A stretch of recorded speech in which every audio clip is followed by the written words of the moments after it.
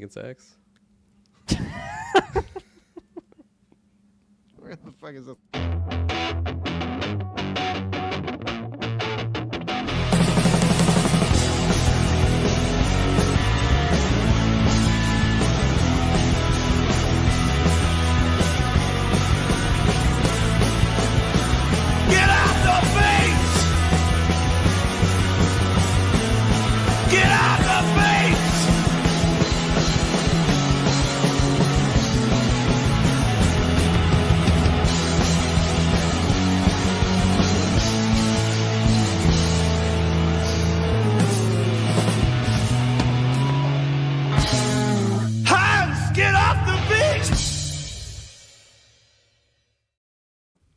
Hello, ladies and gentlemen, and welcome to the 698th episode of the Geek First Podcast. I'm still the barrel roll, Travis Snell. I'm joined by... I'm still my boy, Kirkland Patzer. I'm Mark Caster Dilmas. I'm one spoon of Taylor Field. Ooh, I like that. That's a quick change, because you just watched that trailer. Sure did. There you go. Fresh on the mind. A rare occurrence, I feel like, nowadays. For the second time in a week, all four of us are together. I feel like other than Patreon content, it's tough to get that on some episodes. But that's what's happening. We did just review the Mario movie. You can check that out. Obviously, if you're watching live, you get to watch us. But if not, Patreon, you get this episode a couple days early. Kirkland, other than the Patreon feed, you get to edit this for a Monday release. So you're good to go. So you can... Wait, do you work tomorrow? Nope. Oh, Friday's there the you go. stat. I work. Do we Monday, all though. have it off? We all have Fridays set off? I do. Hell yeah, party. Yeah. Cool. Happy Easter. Happy, if you already had Easter, you know. Whenever you're listening to this, I hope you had a good Easter, whether you're having good food. Did anyone got anything fun on the docket for food-wise happening? Ham. Big Yep. juicy Ham. fucking bourbon Big ham. juicy ham. Is it, is it honey glazed ham? Madison. Wow. Who knows? It's gonna be She's a long, plain long ignoring answer. me. Her head's drooped and she's staring at me. Fuck off. She's still mad. You didn't stand up to those teenager bullies during Her mine. head's drooped. Is she okay? Her is head's she drooped. is she doing okay? That's like the sign of a stroke. Honey, what She's ham we sleeping with having? her eyes open. Yeah. Like on our stand. Oh, camera. Oh, that's That's kind of freaky. yeah. I'm not seen gonna Look her? lie. at the She's wearing a mannequin, hood? Taylor. Yeah, she's wearing a Are you hood sure there? that's her? That's like Is Taylor's that Day Scott? off. Do you have any way to That's prove totally that? Surprise, Taylor. So yeah, maybe check on Madison. Yeah, So go check on her for sure. Maybe Taylor's gonna have a honey terrible glazed Easter ham? weekend. Yeah, Honey glazed ham. we you can fucking mute Bourbon, yourself. not honey when- glazed. Okay. Oh, okay, cool. That doesn't answer what it is, though. It's just one thing that it's not. Yeah, that's right. We said Yeah. bourbon. It's a bourbon ham. It's a bourbon ham. Oh, bourbon ham. Cool. There you go. Yeah. That's great. Hell yeah. Kirkland, you said no. You're shaking your head no. No Easter No, plans. my with any parents are family? flying out to go see my sister and her kids tomorrow, and I'm doing some electrical work for Shay's friend on Sunday. So I think they're making us some sort of food for Easter, but I better get paid something for doing McDonald's. some electrical work. But I'll take McDonald's. Honestly, I'm down for that. But Really? no, it's a little It's bit of a payment? different Easter than I normally have. Normally I have like the big dinner for every holiday, and yeah. We got each other though. That's all that matters. What about Shay's parents? Just fuck them? And no Easter for them? Yeah, just fuck them. Sucks for them. Dylan, you got anything going on Easter? Paint some eggs? My parents are coming to town, so Oh, nice. there's got to be something going on. But you know, I'm not doing any of the food planning. I'm just showing up. I'm the classic uncle that just shows up, Yeah. eats the food, and then Hell yeah. leaves. So we'll see. Whatever's there, I'll have. You guys are doing a little trade-off. Your parents are going in, and then you're going out in a couple weeks. So Absolutely, yeah. we're just doing a pork roast over here Ooh. because my sister and boyfriend and my dad. I don't know if it's because he's older, but the past couple of years he's turned. I don't know how. He's gained. He has now become allergic to pork, so he can't eat pork. So yeah, How do you say the word again? You say allergic? he was allergic. Interesting. He's allergic. I didn't. No one can. I swore you put emphasis on the A. You can go back on the tape. I did not say A allergic. space allergic. I Yeah. could have. Been He's wrong A space before. allergic. Yeah, so we're doing like a pork roast, which is not. I'm not a big pork guy, or not a pot roast. I'm not a big pot guy. I'm not like a big beef guy. So we'll see how that goes. But this is Yorkshire puddings, so I'm happy about that. But then Emily's family's doing the ham and everything like that. So I'm That's a full excited. power weekend. Yeah, nice. It always is. There's always lots going on. I've expressed this many times. We still don't really know what day we're doing Easter dinner. I'm trying to see because Connor is coming into town. That's crazy that you don't know because it's currently Thursday night. I know what my family's doing because I'm hosting that and I have that locked down. I know what I'm doing. The other side of the equation is like, well, maybe Saturday, maybe Sunday.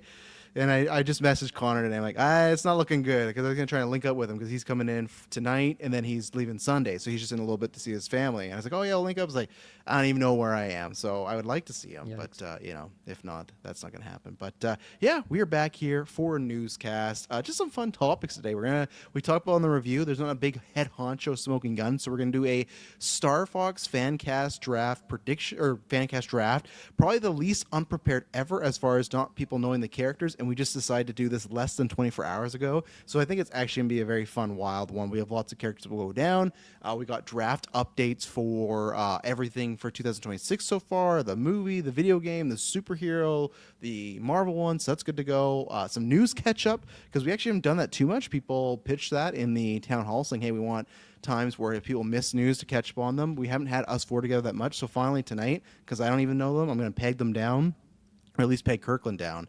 He's not spoken openly about this Lord of the Rings stuff, so I want to hear what he thinks about it because he just dropped one GIF and that was it, and he won't say anything now. So we're gonna get him here some trailers and some laughs along the way. Probably some what you've been watching, unless it turns into 4 Outcast. But I'm gonna give me 1 second. I'm gonna pull up Maddie's question here because it ties into what we're talking about first with the Star Fox stuff. But it was Mario Star Fox adjacent. Anything else to say while I pull this question up? Anything to kill air? I'm seeing Project Hail Mary tomorrow. Oh, so I'm stoked about spicy. that. I was debating what theater to go to because the Extreme is all Mario, which I should have predicted. Yes. My fault. Should have saw it earlier. I 1 was thinking week. about going to Cineplex for the recliner seats, but I think I'm just going to stay on the west side and go to the smaller theater. Plus, I get the discount because I'm like loyal to Landmark, going there. I get my percentage off. But yeah, no, I'm excited. I've been long waiting. I've no spoilers at all for the movie, so I'm Right on. I'm stoked. Other than just a lot of thumbs up and a lot of high praise from everyone. I might go see that when I'm in Kelowna in a couple of weeks. Cool. With my parents, they want to see it. Yeah. Oh yeah, they would like it. I think watching with your dad would be a very fun experience. There too. he is. I don't want to. Actually, I don't want to The spoil anything for goss. Kirkland, so I'm just going to leave it at that. Yeah, the goss. There he is. Also, that's what I guess I should bring up before I bring up Maddie's question. Taylor, do you want to address some of the Discord controversy I brought up this afternoon? A couple weeks ago, or just a couple days ago, I dropped the Mario Rotten Tomatoes score, and it's like 40, I think like 39%, or I think it's 35%. So it's reviewed a lot worse. And Taylor was dropping like some Mario dying gif, where it's like in the game where he dies multiple times. It's like, oh yeah, don't worry, you're still gonna like it. Like you like the first one, you'll still like it. And then you're like, oh, that was a long time ago. I'm a changed man. I'm a harsher critic. And there's two controversies you have here. One, you both scored the movies the exact same. So Mario 1 and then Super Galaxy. And two, people, I won't spoil the whole thing, but on our non-spoilers portion, we were talking about Mario's score for Mario, where he had it as a 5, and then he had dropped it to a 4.5. But then when I pulled, because I was going to make this joke in the Discord about how you weren't a changed man, when I was bugging him last night, it was a 4.5. When I looked on Letterboxd this morning, Taylor, the first Mario had been dropped down to a 4. What is going on over there, sir? You're just shadow dropping. Go check it again. It's back to a 5. But what happened in our because it was a 4.5 when you walked into Mario 2 after, and then after while we were talking about it, dropped to a 4 now. So Mario Galaxy I didn't give it it wasn't like a 10 out of 10. Right. So retroactively, No, the review's out there. I did not see it as being on the same level as Super Mario Brothers movie. So retroactively, I had to bump the Mario movie down a little bit to accommodate for where I was putting Mario Galaxy at. So you think Galaxy's better? 4.5. I think Galaxy's better. Really? I didn't get that. I can't from your remember if I review said yesterday. that. I can't remember if I said that on the No. review or not. I definitely meant to say it because I enjoyed the movie a lot more, just with it being much more expansive with everything that it incorporated. So yeah. Okay, that's Mario Review Gate. Just want to. I'm excited when we get to Mario 3, what the Mario score is rocking for Taylor when we get Oh, there. So. check that letterbox 3 years Ever from now. evolving. It's gonna be changing. Maddie Sags, I know the narratives of the Mario movies have been pretty thin, but what is your story pitch to be the narrative for the Smash Bros. Movie? Now, obviously, we talk about this a lot, but I don't think we talk about what the story is. I guess, Maddie, the easy question is there will be none, and it's just going to be there's a master glove / hand and destroying stuff. But Dylan, you're a Smash connoisseur. They sit you down like, how do we get these collection of characters together to fight? Because obviously, Avengers, you had Loki that set up Thanos. They had multiple movies. We knew these characters. We still don't really know these characters after 2 movies. We don't know much about them, but how would you get them together with a bunch of other Nintendo people to fight the good fight? Do you remember, Travis, in Subspace Emissary, like what I assume there's like a MacGuffin or like something that everyone wants. I can't remember. It's been a long. It's been because what was that? That's like an 08 game, right? 08, 09? Yeah. So that's almost like wow, we're coming 20 years. No, I don't remember. I remember those levels. I remember the cool cutscenes, but I don't remember what the MacGuffin was. So I don't know. I guess there's just some guy, whether it is like a Master Hand or whatever, who has the ability to destroy the universe, and everyone needs to come together to destroy him, and then.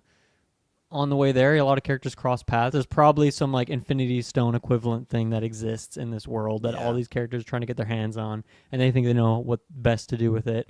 And then you already, because of these 2 movies, already have like certain factions that could be popping up. You know, Star Fox and Mario might be buddies based on what, that they spent time together in this movie, something like that. But yeah, I think it'll be. I don't think you need much to kick something like that off. You just get fun fight scenes between these characters. They realize that, oh, you're not a bad guy, and then they go fight the bigger bad guy. It's pretty simple stuff. Yeah, I think that's kind of it. Unfortunately, like you would like to know them more, but I think it's just universe at stake. Let's get together, and because what is a gripping story we really want from Smash Bros? I guess, right? I mean, like, the story of not that the original game really has a story, but the setup of the original game is that it's just like toys on a kid's desk, and that Master Hand is supposed to be like the kid's hand as he's like playing with the toys and fictionalizing all these like stories and battles between these characters. So I don't think they would go with something meta like that, because that would be kind of crazy. I think they'll like contextualize everything within the world. But there's a lot of bad guys out there, so it would be great if we got like Bowser, Ganon, and I don't know, Tom Nook or whatever team up to destroy the universe. And that's why all these different parties have to get together to take them down. Save Tom the Nook's universe. a bad guy? He's like a capitalist. Oh, is he? So okay. he's not on the tier with Ganondorf and Of Bowser. course. That's just the first name that came to my mind for some But reason. maybe he feels like he can profit off. He of could some fuel. Of this He could. destruction. Yeah. He could pay to have the whole fight go on. Yeah, and it's funny with your pitch about the toys. I feel that I don't think they'd ever do that, but Lego Movie kind of beat them to that, right? That idea of the whole movie's this, and then they revealed Right. Will Ferrell and his kids Yeah, yeah, struggling over the toys. So and the I glue guess and they could stuff, do so that if they want. Yeah. I hope not. I'm glad to leave us in Mushroom Kingdom. Here we come. Kirkland, you got a big pitch? Unfortunately, no, because like they're definitely not going to do anything elaborate or meta or like exciting at all. It's just going to be a very simple way to get familiar characters fighting. Like that's already happened before, like between Mario and DK, like that being super easy. That one probably would have been like the most natural setup for 2 characters to clash. Plus, it is like a original villain for Mario, but yeah, I don't think it'll be anything too exciting. Maybe some like I don't even like Scarlet Witch manipulates like certain heroes to make them like evil. Maybe something like that happens where they like I don't know, some sort of paintbrush magic type thing. That happens pick? in like Subspace and stuff too. So that could work. Who's you your go. draft pick then, Kirkland? They say, hey, we're making a good guy, a bad guy for this. Who is it? Like the roster. No, like you said, like if because you're talking like Scarlet Witch was doing some magic, right? And there's that even the first Avengers, you had Hawkeye, right? He got Yeah. mind controlled. Do you have one that would make a good bad guy? Bad I girl, bad mean, person? after seeing something recently, I No, not him. You can't do that to him. who do you think I'm gonna say? I was I hope gonna you're not talking say about Fox McCloud. I would be Oh, very no. okay. Thank God. I'd be very. Sad I was gonna if say he was- basically a new type of character with like Shadow Mario. Like I still want that Oh, I clash, see. but I guess you bring up a good point of like a character that is a hero to switch. I mean, Luigi. Oh, that cut hard. That could That be cut deep. Yeah. my brother Anakin, like that type of dynamic. But yeah, but like I also would rather Waluigi and Wario over doing something like that. But I don't know. My pitch would be, and maybe they could find a way to do it, and maybe it's not mind control, but it looks like it's that. Is you bring in Samus or AK Dark Samus, because I just feel like Samus is a character that I feel like could drop and kick the shit of all these people and would be scary, right? If I think Samus, the Yeah. look of her and that armor, especially if you go Dark Samus on posters, That's a you good could make point. that look like a huge opposing bad guy. And I just feel like she's got the hand to hand, she's got the firearm, she got the gadgets. Like I think she's somebody that could kind of 1v12 some people and feel like a big threat. You know, like Yeah. could shoot Star Fox's ship down. Like you could make Samus unstoppable. But And that's my pitch. her like Black Order, like Thanos has his Black Order. He could have Waluigi, Wario. That's where you get those guys. Tom Nook, Dark you know? Samus's, Tom Nook. Yeah, just the Yeah. lackeys. Yeah. Taylor, you got any Smash bitches? I think we should do Giga Bowser, Event 51 from Melee, and he'd make a formidable opponent. You have him, and then who else was he with? He was with Ganondorf and Mewtwo, I think. Mewtwo, yeah, That gets dicey. Who would you replace Mewtwo with? They can't use the Pokemon. Because we don't know if that's a lock for Smash, right? There's some things they gotta figure I mean, out. K. Rool, if we're in the Donkey Kong realm. Wolf, That'd if be we've already got the fitting, Star yeah. Fox realm. Well, for K. Rool, I'm so excited to see K. Rool in that like Illumination animation. I would assume he's the bad guy in Donkey Kong, right? Like if he's not, I think so, especially now Makes with sense. Bonanza that he's back in the fray. yeah. I just worry if some execs like he's Spoilers for Bonanza now that it's several months old. almost a year now. Yeah. Like a couple months till a year. Like I would just worry some executive like he kind of looks a little like Bowser. And well, not really, but oh, he's green and he's like a king. and- scales. Yeah, yeah. I just worry something like who else do they got? And it's no, you got to do K. Rool. So yeah, we'll see. Or they would just do Bonanza bad guys. I would like obviously know he's in there, but what if they did the other ones? I don't know. I do like, what's his name? Is it Cranky? No, it's not Cranky. Grumpy Kong? I Yeah, like Grumpy Kong. yeah. He was cool. He's wild. He's wild. So we're gonna get a wheel out because what we're gonna be doing. Let me pull up the list because this was the ever evolving list. So we are fan casting as it usually goes. It's a draft. Someone picks an actor. It's gone. We're doing. I don't know why I put Fox McCloud. He's already done, so we don't gotta do that. We're doing the crew. We got Slippy, Pepper, Falco, and then we're doing 2 senior citizens of Peppy. the crew. Peppy. Did I say Peppy? Well, General Pepper is a different guy. Oh right? yeah, sorry, Peppy, and then we're doing Pepper as well, and then we're doing James McLeod, so Fox Dad, and then we're doing Crystal because there is very little female representation. So I don't know if Yeah, Crystal would it's even pretty be in dry. this first Star Fox movie, but we're gonna say she's gonna be there. And then for villains, we got Wolf, Andros, Panther Caroso, and Leon Pawlowski. Those are 2 Taylor editions, so he wanted those in there. So. We got a list of bad guys, good guys, etc. Yeah, I'm curious what's gonna happen. A quick with question this list. before Yeah. General Pepper. Is that Peppy's dad? Or No, just No, saying he's a General dog. Pepper's the dog. He's a bloodhound. He's the Okay. leader of the So his Corneria name is just army. Close. on out there?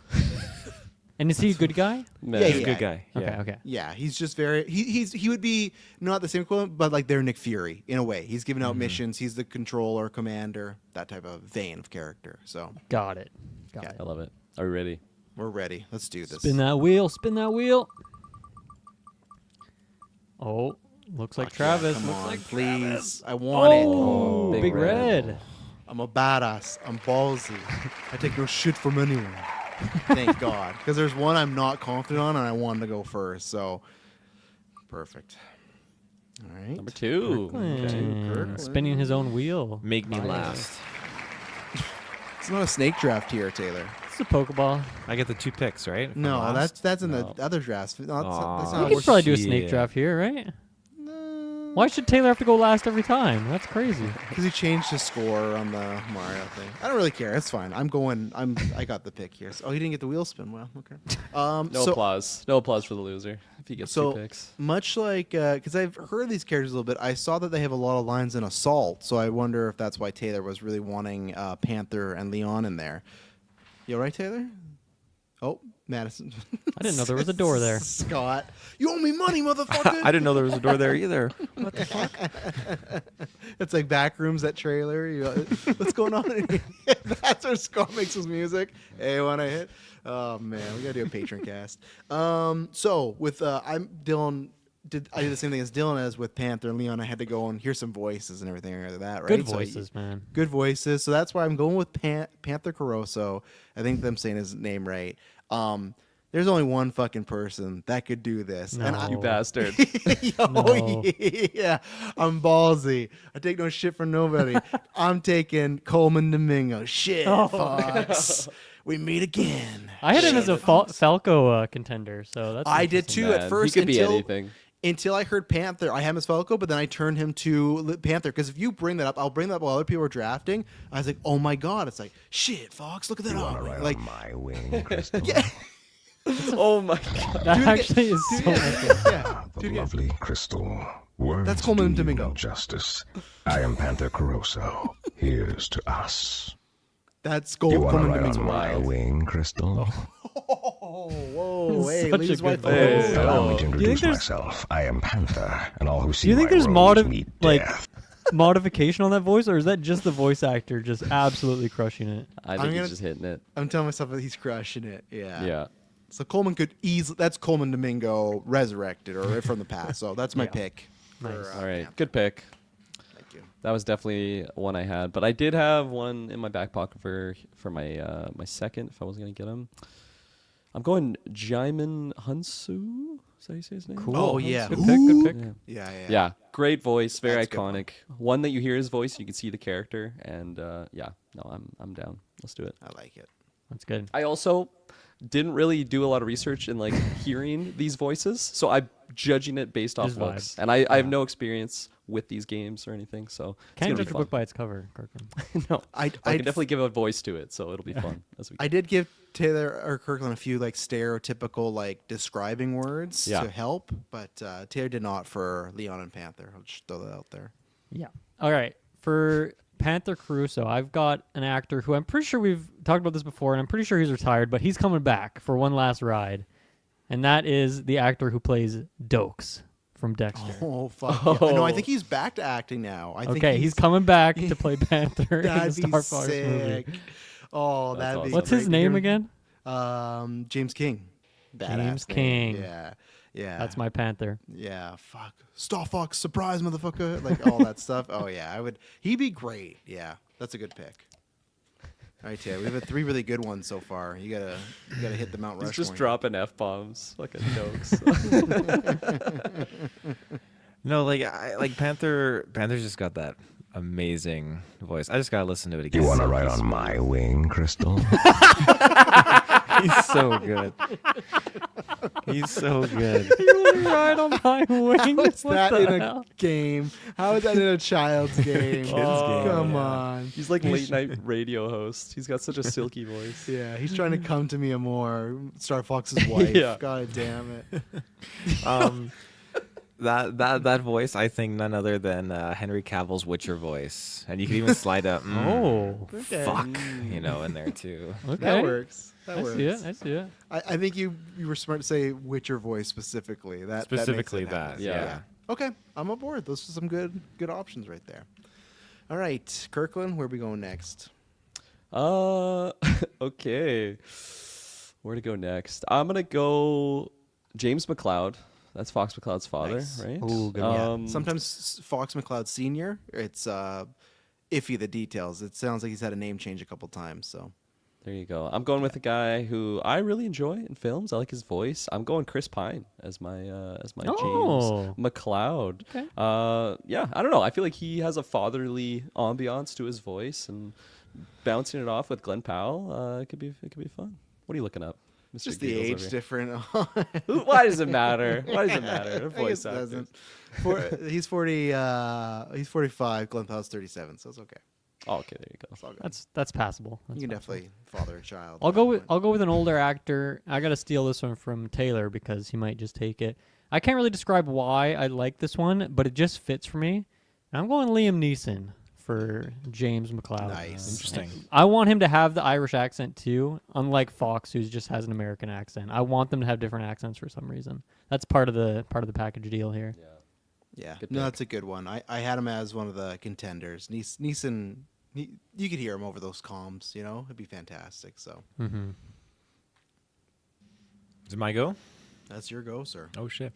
I'm gonna go with the voice of Lieutenant Aldo Rain. I'm gonna go with Brad Pitt. I think Oh, he could do a fantastic Father McLeod voice here. Yeah, he was on my list as well. That's a good one. And I feel like Glenn Powell, Brad Pitt. That's like you can see it together. And Brad Pitt did do animated work at one point. Does anyone know? Very classic role. Mastermind. Close. Megamind.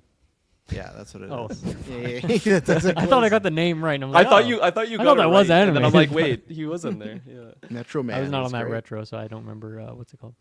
We didn't do a retro for Megamind. It was a. I swear there was an episode for it. Not a retro. It was a Patreon pick or something like that. I think it was like It in won a the- poll? Like it was. Did it Yeah, win? it was in a poll. Didn't it? I swear that I- happened, and I did not go on the episode. Maybe it I'm with you, did. Dylan. I'm totally with you. I don't know. If, Pretty sure we Wait. did actually. Some Patreon producer waiting for their episode. We still haven't recorded it yet. Hey, what are you doing? I'll look in the annals of we did history do that, here. actually. I think it's Megamind. been- Let's see. Can I Yeah, find we've it? done. Megamind retrospective 3 years ago. Patreon pick. Jeez. Boom. Eat dirt, been a lot of Travis. episodes, man. Yeah, a lot of 698 episodes. today. Yeah, 698. Yeah. All right, I'm gonna go. So all great picks so far. I'm gonna go with Is somebody. it your pick right now? Is that how we're doing this? What do you mean? No. Like I haven't made my Fox McCloud pick yet. Oh, you're James James. McLeod? Oh, okay. Or okay. James McCloud. Yeah, Fox Okay. McCloud Senior. The order I'm like, already I don't even confused get James. No, because you fucked up the doing this? Megamind thing. You have Yeah. to wait. We let Travis pick James McCloud. No, I'm going somebody. He's been the stars multiple times. I just feel like let's get him. We don't know how much longer he's around. I want to get him to do as much as possible, and I feel like he'd have tons of fun. And plus, I just want to get him on the fucking press tour. Let's get Harrison Ford in there. Harrison Ford as James McCloud. Whoa. Absolutely, man. That voice, he could be yelling. He proved with the Hulk, Red Hulk, he still has the chutzpah to get that energy going. And I just, I can see it, I guess. Yeah. those clips when they talk to him about like Red Hulk or Stars, when they start talking to him about Nintendo shit, that will be half the fun. Is just think about Glenn Powell and Harrison Ford doing press for the Star Fox movie. They're the meme potential hot ones. It is just like gold. But I actually think he'd be good. And plus, I think James McCloud would be in there for like maybe a little bit. Maybe he's a surprise. I don't know. So yeah, going Harrison Ford, a true classic. Nice. So I like it. All right, Dylan. Now My turn to pick a character? Okay, cool. I'm going to go with Falco here because this guy could get nabbed up by others. You got to go with someone who's really cool, right? Especially because, Fox, Glenn Powell, pretty cool, but not as cool as you could get. And I think as cool as you can get is Idris Elba. So I'm going to pick up him Ooh. as my Falco Lombardi. That's a good one. I Yeah. like that. Very nice. That was a good one. I'm gonna have to shuffle something around, I think. Was that your pick? Or pick Not for somewhere? this. Okay. My pick for Falco, and it's funny because I was on the fence because with James and with Falco, I had Brad Pitt in both, but I also had another one that I slid in for Falco that I thought would be fitting, and that is George Clooney. I think he's got Whoa. I think he can do a very smooth, quick voice. His twins are getting older. They got to see a movie at some point, right? And his dad. That's cool. I like it. That would be such a wild timeline. Is there a reason why you didn't go for someone a bit more like closer in age? Because like I know Idris older than Glenn, but like George Clooney's like different era older. Like he's a 7-year-old man about to be. Yes, but I mean, you don't see age when you're watching an animated movie. You just hear that voice, and Clooney's got that voice. Falco's quite mature, I would say. Mm-hmm. Okay. Oh, I guess it's to me. See, this is what because I tried to do this of two things, right? I went with I think my list, and I guess I should have said this if I get them all, is a mix of people I want, but also a list of like when everyone's like, oh, Chris Pratt is playing Mario. I went for some of those names that are still like a feasible one, and one I would still like, and also because I think they could really play up again the marketing, have lots of fun. I'm going Hemsworth here. Now, because I think they would make Falco badass, but he's still going to be comedic, right? No matter what they do, all these characters are kind of dumb and goofy and cracking jokes. I Like, feel look like at Falco Bowser. might be the serious one of the Star Fox crew, though. Maybe, but I just... The other person I had was, and I don't care if someone takes him, was maybe Driver, but I could not see Adam Driver doing voice work. I just couldn't see it, but that's why I went with Hemsworth, because I just thought they're going to find someone that's like Glenn Powell adjacent. He can do, like, kind of enact, not the voice, like the Thor voice, but when he is serious and when he's, like, wanting to kill Thanos, when he's all down and out on his luck, like, he could do that. Obviously, like, I thought of Keanu Reeves too, but this whole Sonic thing, if that wants to happen with Shadow, I couldn't put Keanu here. So I didn't have any big badass that I liked here. So I'm like, I'm going to just go adjacent. Maybe they're like a budding rivalry a little bit. Even though they're on teams, they could be kind of besting each other. So I'm putting Hemsworth in here. And I feel like he fits in like the Chris Pratt, like Anya That's a good duo. Taylor-Joy. That's a good red carpet duo as well. Yeah, they look good together. So this is the Illumination pick when they're like, we need one of our guys. Like, okay, MCU adjacent, sure. He's got kids, so perfect. Beautiful. Yeah. Man, I was not going in the badass direction at first with this pick, but Travis, you just going off about the MCU made me thinking, and I think I'm gonna take Sebastian Stan as my Could work. Falco. Yeah. Yeah, I don't. Yeah, I think it's better than what my initial. I was going to go Christian Slater just for the meme, and then Stay cool, man. Yeah, stay cool, man. I'm like, yeah, maybe not. Maybe he's not quite badassery, and I don't know. I feel like his voice would just not do well with a badass character like that. Imagine when we get that Star Fox movie direct, and when they did that, when they revealed like Jack Black and Chris Pratt and Charlie Day, like even though some people weren't happy with Pratt, I was never one of those people.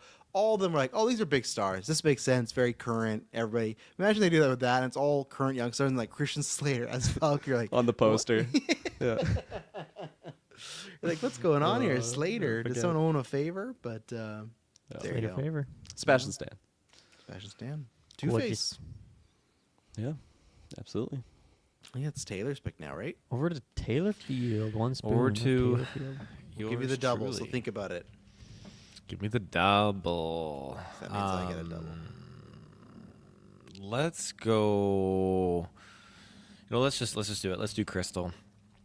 Okay, I ripping off the am Band-Aid. thinking. That's what Fox said in Adventures. Let's do Crystal. Oh, You want to ride on my wing, Crystal?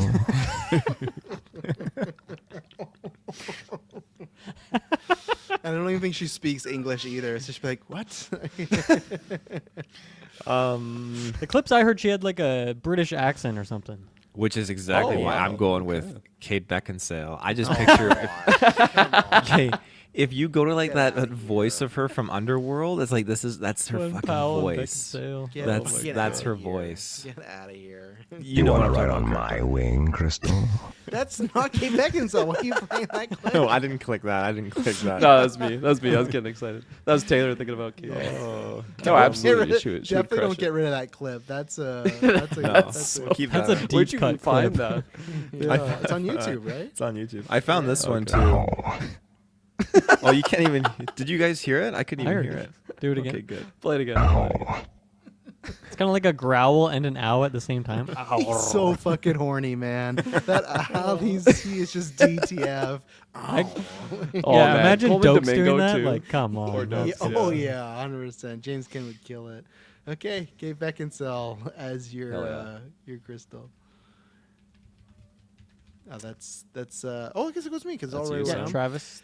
Yep. Yeah, keeping with the British theme, I'm just gonna go with her. I like her a lot. Think she'd be great. Pick up more money. Maybe I'm in that MCU realm again. Let's get Vanessa Kirby in here. Vanessa Ooh, Kirby always makes a project Kirbs. better. You check that British thing off. I guess I'm also casting a lot of white blonde people, so I got a Pacific look apparently with Hemsworth and Powell. But I got some other people coming up. But yeah, I'll go with Vanessa Kirby. I'm happy with Can't that. go wrong with Kirby. Hey, Kirby, Nintendo character. Exactly. And some dumb interviewer's gonna be like, "Your name? Did you ever play it as a kid?" And What's I'm your like, favorite Nintendo game? Is it Kirby? Yeah. It's like, I was a Sega kid. Respect. Is that me? That's you. Okay. I didn't know anything about this character. Didn't know she was British, so I did a quick little audible there. I'm gonna take a Brit, none other than Emily Blunt as my Crystal. Oh yeah. Want to ride on my wing, Crystal? I think she would giddy up on Ho with that one. So yeah.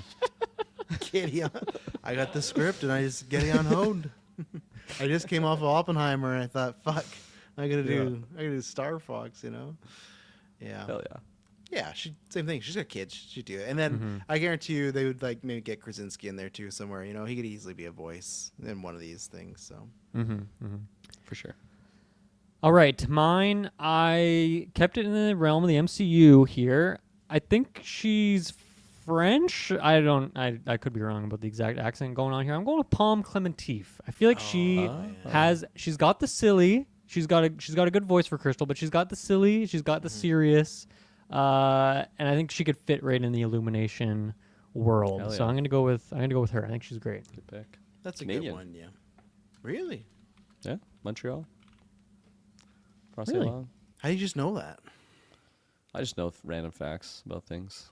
It's probably an About 80s. Tell me Palm one random Clementif. fact about James King, Yeah. the voice of Dokes. He wasn't acting for a long time, and then he came back. That's an interesting thing. These fucking Panther audio clips. All right, Taylor. Who you? Palm is a French actress. I just felt the need to From fact check you Montreal? on this one. Yeah. From Like Montreal. France? France? Citizenship France, but born in Quebec City. So There okay. you go. I'll take it. Bonus. How old's Glenn Powell?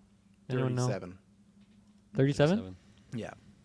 Palm 2 years older. So good mix. Good mix. Oh, nice. Perfect. Great. Just to Kate Beckinsale. Yeah, don't look at that age. It's vast. Taylor, Not that vast. Who's Come your on. double? Who's your double?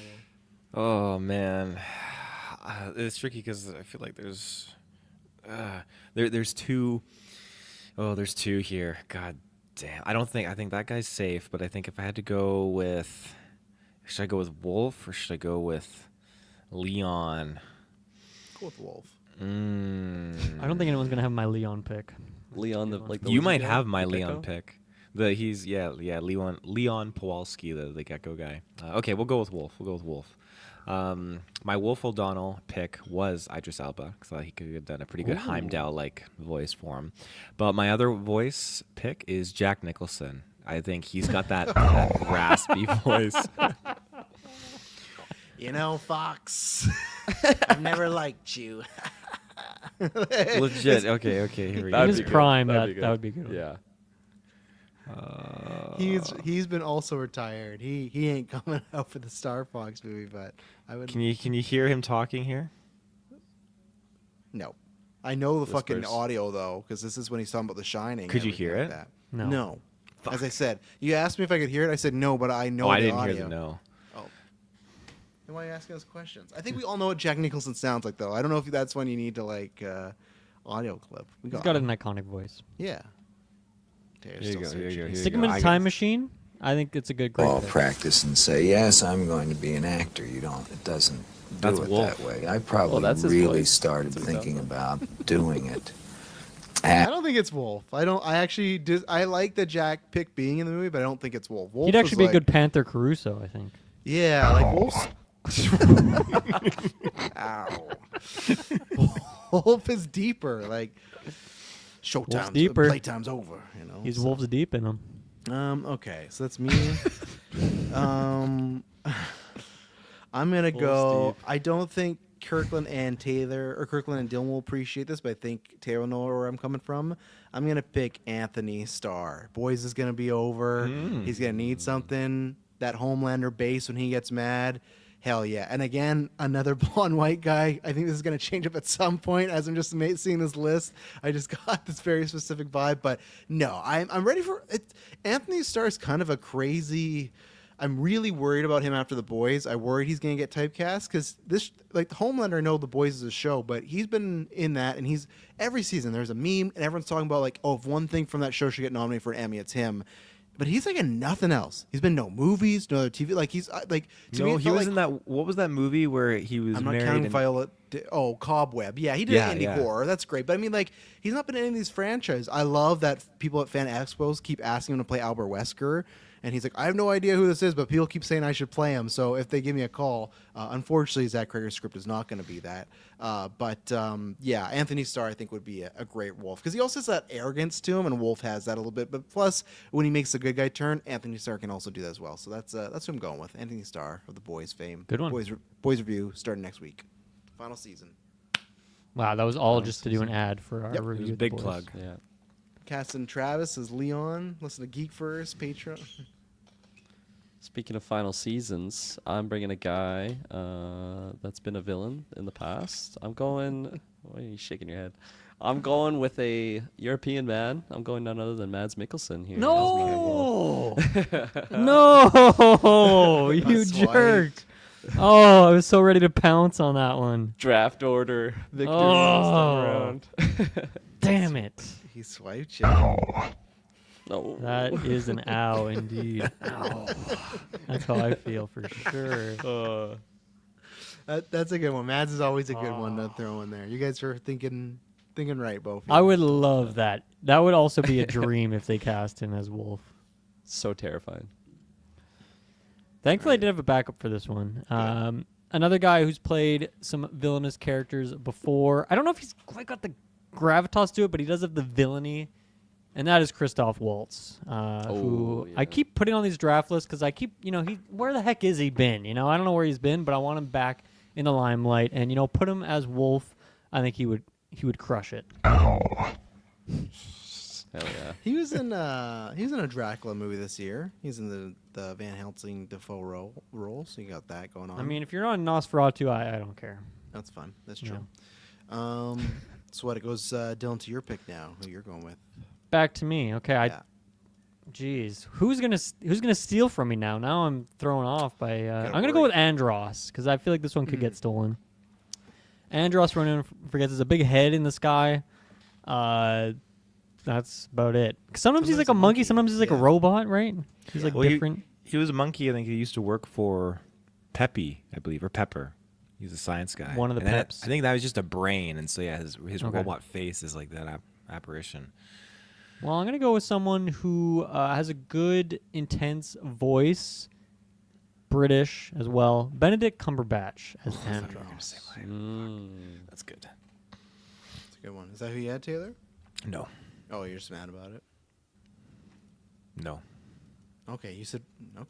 Just It seemed like he did. You're Hey, like, maybe oh, fuck, someone had that's him a for good pick. Peppy. I feel like maybe not necessarily for Andros. Someone could have had him for Leon Pawlowski. Maybe that would be Or crazy. Slippy. but- Benedict Cumberbatch being Slippy. You never know.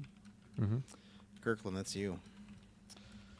Andros, the giant robot monkey head in the sky. Yeah, I'm gonna go with a freak pick here. I'm going with a freaky voice, none other than Willem Dafoe himself. Channel some Green Goblin good energy. one. I like Yeah. that. Get some cackling coming from the sky above. Hell yeah, that'd be terrifying. Yeah. You mad about that pick, Taylor? Oh man, this was a tough one for me because I was trying to think of big, barren voices, deep voices. I wanted, obviously, Matt's not alive anymore. I wanted Christopher Lee. I thought he'd be fantastic. Yeah. So that's where I'm just gonna shift over. Just gonna give it to Ian McKellen. Not as powerful a voice as Saruman, but he still has it. I feel like also Andros is not gonna have too many lines. I feel like he's up for it. Like while he's working on his 16th Lord of the Rings movie that they're gonna be making, he'll be off to the side recording that. So give it to Ian. I couldn't think of anybody that wasn't like somebody that we've like obviously there's like a Brolin or like there's another guy I thought of too. But they've done that kind of before where it's like a big booming voice. I was trying to think, okay, who hasn't done a villain? Who's a good voice? I'll give it to Ian. So and it'd be funny him voicing the monkey as well. So Ian McKellen as Andros. Good pick. Thank you. All right, Taylor. All right, my pick, British as well, Bill Nye. I think this guy could really just do a fantastic job. Davy Jones. Yeah, Davy Jones. I was actually to barrel? I was going back into the underworld realm, thinking of him. Victor. Yeah. Hell yeah. The vampire lord. Master vampire. Yeah. Fuck, Good. he's so good. Good Yeah, pick. good pick. Great. You got Kate Beckinsale in there too. You know, the, I see the what he's collab. Kirkland. Patzer. Yeah. Okay. Who are we going with here? Slippy the frog. That's Heard the of him. barrel roll guy, right? Well, Uh, Fox is the barrel roll guy, but no, but he's like the info guy on the little. yeah. bottom Well, of the they're all screen. yeah. He just He's the yells shit. engineer. out. Someone else does it in Yeah. the Mario movie. You know, Oh, okay. anyone can do I it. picture. Yeah. I picture he has crazy. I don't know, annoying-esque voice here. Yep, absolutely. This guy can do voices for sure.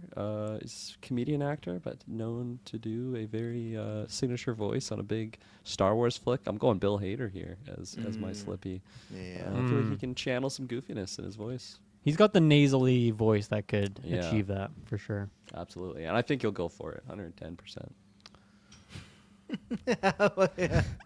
I don't know if you're right or wrong. I think he'd go for it. And you know what? He is voicing Ken Hat, so you know what? You're probably right. He would go for it. So, I was watching Weapons again today, and I watched the credits because the song was good. I saw there was a special thanks to Bill Hader in there. We don't know why, but Just Bill Hader. for being a guy. Yeah, I'm very excited. I can't remember the plot of his. He's directing a movie. He's finally directing again.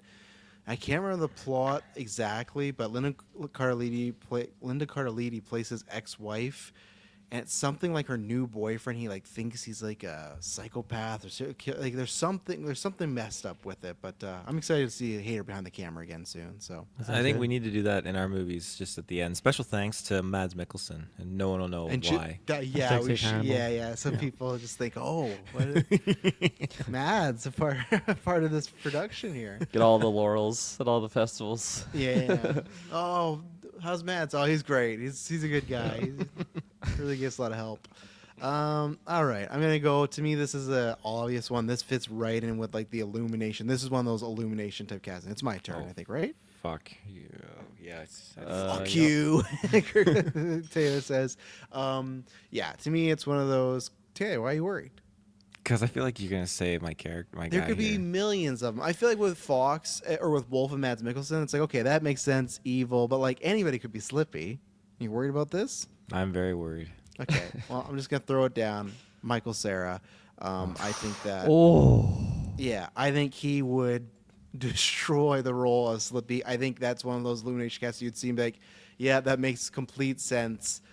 Yeah, so Michael Cera as Slippy, I think he would crush that. He does those annoying roles still, right? He still acts other places, but then he pops up in Barbie as Alan, so he's still down to be like just a comedic character joke for hopefully a good paycheck. So yeah, Michael Cera as Slippy.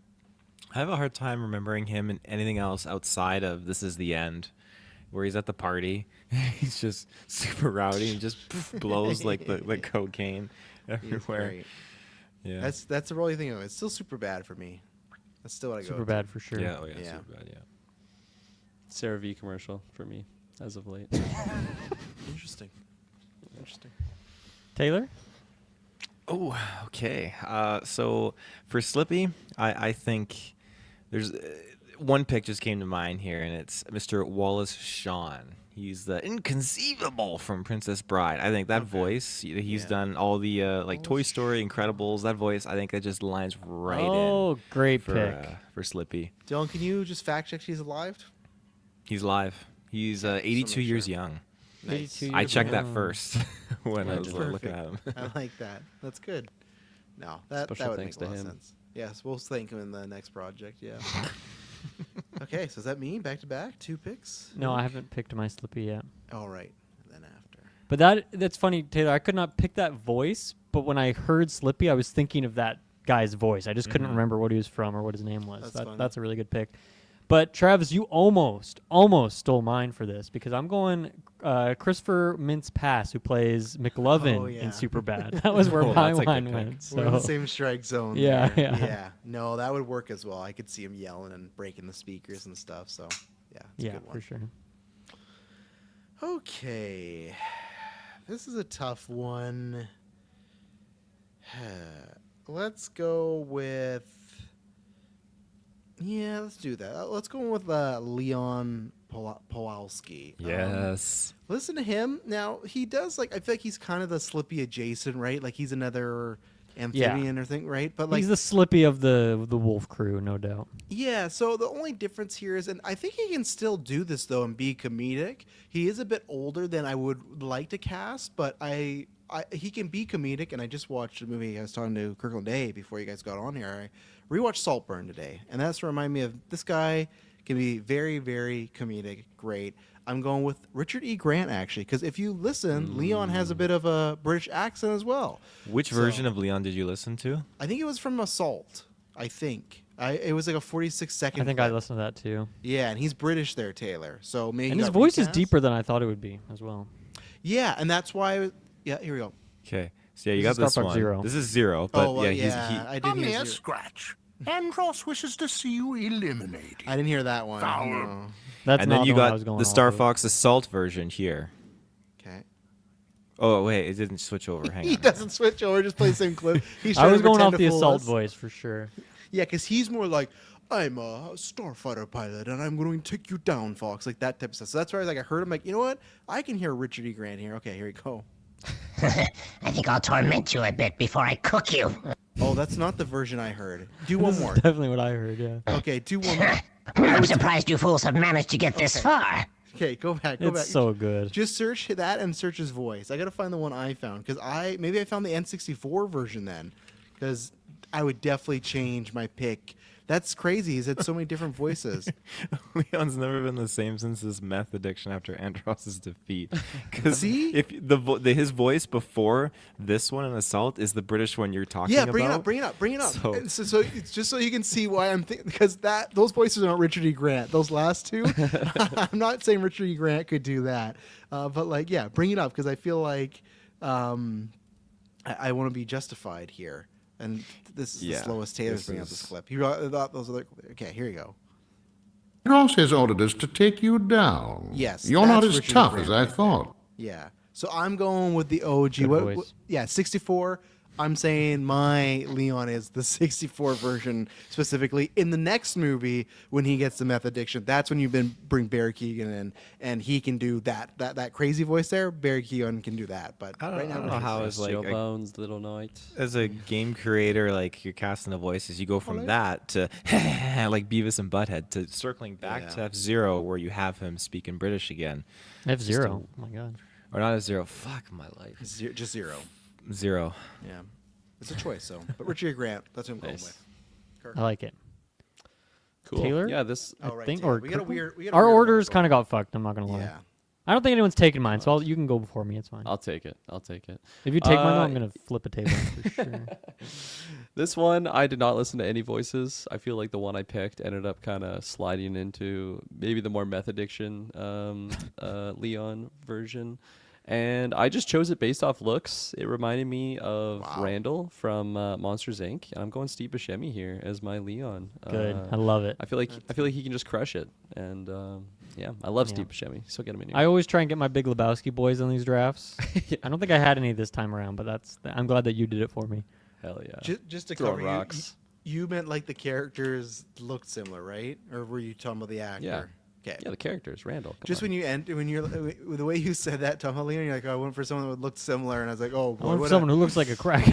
what a compliment to whatever actor Kirkland's about to say out. Yeah. Special thanks to Steve Buscemi. So Absolutely. You could play the live action version also. Yeah. I bet. I can go next here. So for me, I was trying to find someone who had a deep voice, but also someone who is deeply silly and goofy, which is kind of hard to find that spot in the Venn diagram. But there's one man who's perfect for this, who crushed it in another voice acting role that we all know from Lego Batman. I'm gonna go with Will Arnett here. Nice. And he's got like the gecko like lankiness to him as well. I feel like he's I could even see him doing the mocap for this character. Oh, Not yeah. that they do mocap for these movies, but He could do the live he would be action doing version. it in the studio anyway. So that's Will Arnett. there you go. Good pick. Yeah, so my original Leon Kowalski pick was Willem Dafoe until it was sniped from me. So my yeah. backup, Good pick. which I feel pretty good about this, I'm happy with it, is the one and only Martin Scorsese. Okay. Whoa. Okay. I think he's got a the voice Mando, for it. So. I don't know his voice off the top of my head. I got the it ready to director? go here if you want to listen Very to it. Italian, You're so very, prepared. I very. love it. Hey, I'm Marty. You want to make a picture? Like, come on, give me some money and let's get to it. Okay? How's the voice? Sounds That sounds like speed. Tarantino. Tarantino's more Well, wine. apparently nothing. That was the See, first shot I I think came I up. I said, got that's the style. You did There's good. another thing, too, with I think I the taxi fucking got it, pulls up man. at the beginning of the film into the taxi that like garage. 1.5 Taxi is coming in with panning with it. I don't think so. That actually is a good Leon. That's a snipe, Taylor. That's a good one. Good pick, Tarantino's yeah. more nerd. It's like, fuck, man. Like, I was trying to get this movie, and they just wouldn't fucking back me. So I was They like, are going out of their way to fuck me. Now picture Leon Kowalski saying that in the movie. fuck. What? Tarantino should actually be Leon. That's actually. I want to switch my pick to QT. My God. Okay. And I'm gonna pick. What if he was like, now- "This counts as my 10th film, me voicing Leon Kowalski"? He directs Star Fox. That's what he's gonna do. He's directing That voice. I would love that R-rated Star Fox. Just a voice. 15-minute opener of the Star Fox crew on the deck just talking. He would about, love those you know, metal Oh, feet. with You that know, animation, too. Tarantino would be getting all off on the those metal feet. Yeah. And this You want to line. ride on my wing, Crystal? Oh yeah. That's in Tarantino's movie. Oh man. For sure. Now these castings make a lot of sense. Getting Christoph Waltz in there. Yeah, that's- Hell yeah. Okay, I'm gonna go with Pepper. You know, like I said, the captain, the Nick Fury. I think General this is General Pepper. Very easy one. Good commanding voice, J.K. Simmons. You know, not do the Oh, Jonah thing, but classic. just doing the proper Whiplash sort of thing. Maybe he can be that angry as part of Whiplash. But yeah, I also had Richard E. Grant here, but I just liked J.K. in this role a bit more, and then I could use Grant somewhere else. So yeah, J.K. Simmons, he's gonna be the general. Boom. Good pick. Good pick. Thank you. Is it my pick again? Sure. It is. Go for it. We do. Yeah, this one I looked at the character, didn't do any research on what it sounded like, just looked at him, and I'm like, man, this guy just reminds me of Nick Offerman. So I'm going Nick Offerman Oh. That's as a good my one. Pepper. Yeah. I could see it. Yep. That's a good one. For me, no one really sounds like this actor because he's got a very unique voice. But when I heard some voice lines from General Pepper, it made me think of him instantly. So I'm gonna go Christopher Walken here. Oh, okay. I almost thought you were going to say Waltz again. I was like, you can't do that. You Yeah, can't. same. Oh, he's doing double. No, Walken would actually be fucking, man, hearing him Fuck, give the with his orders. accent. Fox, what's the mission going? Yeah, he would be, Walken would be killing it. Yeah. I want that. I want to live in that world. It'd be good. It'd be good stuff. Is Taylor that a Field. super bad quote, Travis? Yeah, it is. Michael Yeah. Cera? Yeah, nice. All right, I'm gonna do you some justice here, Dylan, because I immediately just thought of this person to voice General Pepper. I thought Mr. John Goodman would just fit this Oh man. voice. I think Like in age John Goodman, I think specifically. Well, you got him. He's Yeah, currently an age John Goodman. So, That's what we need. yeah. Another big I like it Lebowski because star. he's kind of got like that warm presence to him for sure. Mhm. So Yeah. yeah, I like it. All right. And is there anyone else that's pick, or is it just Peppy? Just peppy, I think. Yeah. Yeah. Well, Kirkland, you get to go first on Peppy. The The old veteran. Friends with Fox McCloud's dad, you know. Oh my gosh, that's who I thought my Nick Offerman pick was actually. Who did I just pick? Pepper? Yeah. I didn't even can have him switch on my list. Okay. Who'd you- Circle back to me. Circle back to me. I gotta look at this guy. Dylan. I'll Peppy. go. Yeah. Yeah. So yeah, for me, Peppy, he's a little bit older than the rest of the crew, the main Star Fox crew. He's maybe a little bit wiser, but he's kind of like, I feel like he's maybe got like a bit of a stutter or like trips over his words a little bit in like a endearing sort of way. And who also is really good and silly and illumination-y. I'm going Henry Winkler here. Oh yeah, I could see that. That'd be a good casting. Yeah. Yeah, have I think some it'd be fun. perfect. Yeah. I like that one. What the fuck was he? What the What do you fuck was he in the 80s? The 80s? Hey, the Fawns, Oh, yeah, fuck, yeah, I just yeah. couldn't pull it. Taylor, go ahead. Okay, my go-to here, Peppy. Mr. David Attenborough. Whoa. That's big time. That's Yeah, that's he's big. got.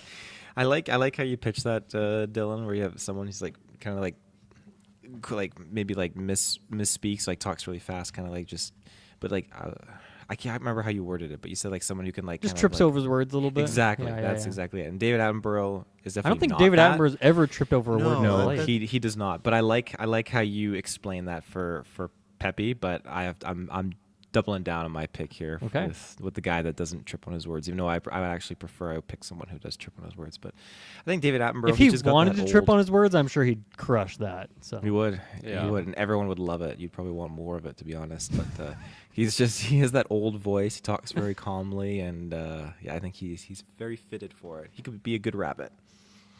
I like it. Nice. Kirkland, you got Okay. your pick?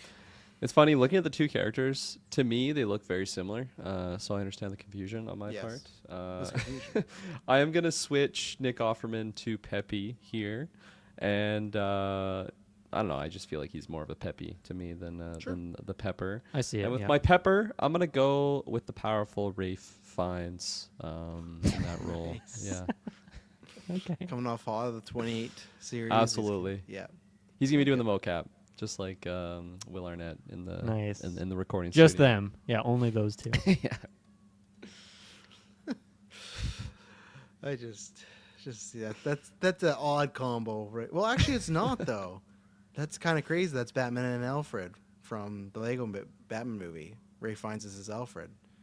Oh, So fun. I'm Forgot thinking about about that, like, oh, that's a weird combo, but literally we've gone that combo in our lifetime. We reviewed it, so In an animated thing. Cool. yeah. Speaking of combos, people love reunions, right? And people might get a little mad because we didn't get it in a big franchise. We didn't get this reunion. I don't think it's a big thing. Well, I won't say that. I don't think it's the thing, but many people think it's the thing, right? They thought, hey, why didn't we get a reunion of the Trinity in the original Star Wars? Well, you're going to get it here because Pepe's going to be played by Mark Hamill. And that's why in those flashbacks, when you get Fox McCloud or James McCloud and you got Pepe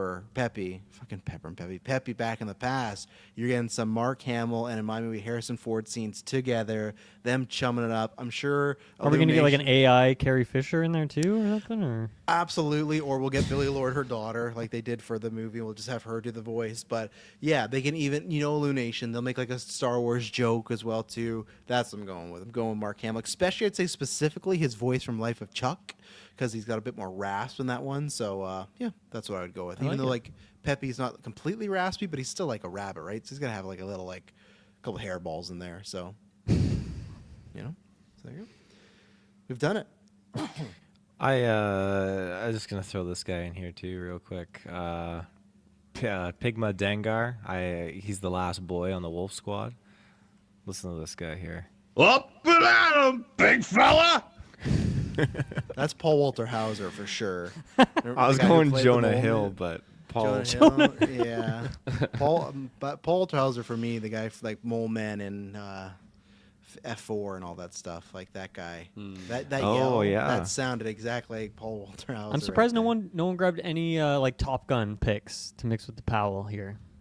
there. I thought about Cruise for the dad, but I just don't think they can get Cruise. I just don't think Cruise will ever. He do would it. not do that. Absolutely. Yeah, like I don't think it'll happen. So, but there you go. That's our list. We'll take an ad break and we'll be right back.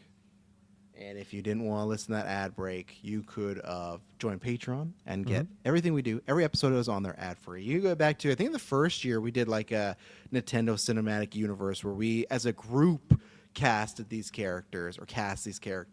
I think we had like Nick Cage's Slippy, something like that. I remember that being the thumbnail. I remember me or someone had Jack Black as Yoshi, right? But that was You did, yes. He went 'Cause- to Bowser instead. Yeah, I was really pissed because we were saying that was going to be a live action. I kept pitching Andy Serkis as Yoshi, but I was outvoted there. But yeah, you can get almost our entire backlog on there. You get ad-free episodes. You get to vote on polls, especially this weekend. If you are a patron, you can submit. We're doing our first movie club in April, so we're going to watch a movie. Not together. It's not a movie night. Movie night's where we watch stuff together. Movie club's going to be we're all going to watch a movie separately, come and talk about it. So put in some stuff on Saturday. I think I'm going to make that poll go live so people can vote. There's some interesting stuff in there. And then, yeah, depending on the tier you got, if you go producer tier, you can pick any movie for us to watch and get over 50 exclusive episodes this year. Phase 2 and Phase 3 also have a bunch of exclusive episodes that we currently record, and also just exclusive stuff that's like from the past. There's stuff that we've recorded, I don't know, probably year 2 or 3 that's exclusive, and it's still there. That's just behind a paywall. So, and if you ever have any problem finding stuff, because obviously we are in our 11th year, just hit us up and we can always track it down. Like Megamind, right? Didn't know that was a thing. Boom, search Megamind. It's on Still there. So, Yep. a big shout out to our Patreon producers: Aaron Braden, April Darkness, Jack Grant, Super Bad, Mike. God Loves Me 69, aka Norman Reedus, Hidalgo, Lenny Kravitz, Cocktail Clay, John No H, Sam Green, and John M. Great to have you all there. I'm running out of breath. That list is getting so long. You're gasped. It can always be longer, so we appreciate if you want to get on there. It's a good tier. We're working hard. We put a lot of effort in that, and we appreciate. That's a good way to give back to us, and you create more content. And if not, just subscribe on whatever feed you like. Discord, that's always a fun place. I think it's gonna be fun in the next little bit because there's a lot of trailers coming up, CinemaCon's coming up, Comic-Con, all these movies and shows. So should be a good time. What has been a good time is what we've been watching. Kirkland, what have you been watching? I didn't know where to go, so I'm just going to throw there while I get the drafts ready. Yeah, what have I been watching? Shay and I watched the Dinosaurs feature on Netflix. I don't know if anyone caught that. Was it good? Oh, yeah. I was a little bit let down by it. I dozed off. I was like sick while we were watching it, so it was like I think I probably watched 70% of it altogether. Shay was really hyped for it. I was let down by the CGI, not gonna lie. I know it's an informational type feature, but like just these dinosaurs, I'm like, those weren't real dinos. This isn't Jurassic Park. Like, come on, this is trash. But isn't it a documentary? No, it is a documentary. Totally. I was being way too hypercritical, but I'm a very visual person, so like when I'm watching that and it's just distracting, these like Was it David goofy-looking Attenborough? creatures. Morgan Freeman was the voice. Oh. Did a stellar job. Whenever I watch those things though, and they're like, "Let's go back 248 million years," and I'm just like, "All right, you lost me. This is too hard to process." But yeah, it's good. I don't think I talked since I finished Chernobyl. I had watched that series on HBO or Crave. Highly recommend. It is eerie, creepy, and so well made. The cast is absolutely stacked. I can't remember the actor, like the main gentleman, but we've all seen him in something. I'll pull it up because I'm forgetting his name right. Jared Harris. Yeah, he's so good in that role, and of course you got Stellan Skarsgård in there. Barry Keoghan, makes an appearance in the later portions of it. But yeah, it's pretty crazy just how that happened, and like not even that long ago. And yeah, no, it was really, really well made. Just masterclass of a show. So definitely recommend it to anyone if they have access to Crave or HBO. And what else? I think that's kind of it. Shay and I were watching just classic rewatch shows that we just have on in the background. She threw on Star vs. the Forces of Evil. Absolutely love that show. That is just so amazing. I was mentioning to Travis. I don't know if it was on cast or off cast, but Michael C. Hall is the voice of like one of the main villains in that show that I just found out like on this current rewatch, and it's now that I hear it, like that's all I can hear. And man, he's just such a should have had him in the Star Fox draft. I feel like he could have been pretty much any character. He could have done a lot of I those. thought about him, but I couldn't quite pin him to one of them. I Unfortunately, think even Wolf he could do like a good villainous sort of thing, But see, there's my comparison of Anthony Starr. Like, look at Michael C. Hall. Like, Dexter was huge. He never broke out of that. Like, he never been in a bunch of stuff where opposite. Yeah. Look at Bryan Cranston after Breaking Bad. Not saying he got like it isn't a massive franchise, but he was getting in Oscar-nominated movies, this and that. Like, Michael C. Hall's another one that kind of got pigeon. And look at him now. He's still just doing Dexter season 11. Like, here we go. Bryan Cranston got big off Malcolm in the Middle, okay, and then he got Breaking Bad. But that's tough because Michael C. Hall had that too. He got you wouldn't have known this, I bet, but he got big off of 6 Feet Under, and then he got Dexter. So he had the same trajectory as far as like he had a hit show before that. But I saw Malcolm in the Middle, not 6 Feet Under. So it was are on my you? radar. You should. You got Crave. It's good. Are you gonna be watching the revival for that? That's out this year. The revival for what? Malcolm in the Under? Middle. Yeah, 6 Feet. Oh. Are you watching the revival for the show you've never watched? Probably not. I don't know. I thought I was gonna watch like Boy Meets World, like coming back. I never did. I thought I was gonna watch the '90s show. Never did. So I just feel like the paper show, The Office, never did. But yeah, I don't know. I'm not really grasping on to those comeback shows. I think it's just like a 4-episode though, like reunion type of deal. I don't think they're like bringing the show back. I think it's just kind of like a special. So I'm gonna check Okay. it out. I'm gonna watch maybe. it. So We'll see. Yeah. Dylan, what you That's been all. watching? I think the only thing I've been watching is, of course, Survivor, and then the new season of Jury Duty, Hell which yeah, is. man. Did they release it in 3? Is it 3 batches? Because I just It was tuned in last Friday. It was 3. It was. I think they did. How many? I think there's.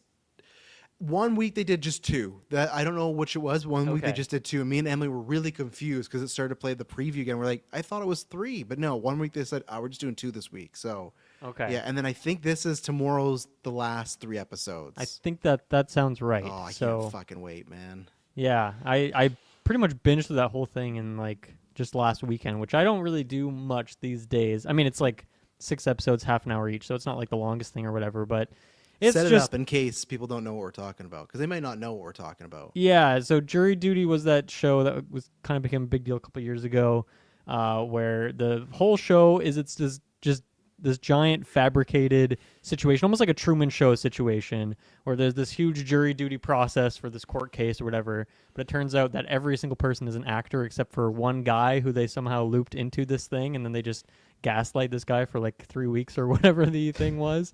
And it was a great show. James Marsden is in it just like as himself, which is really fun.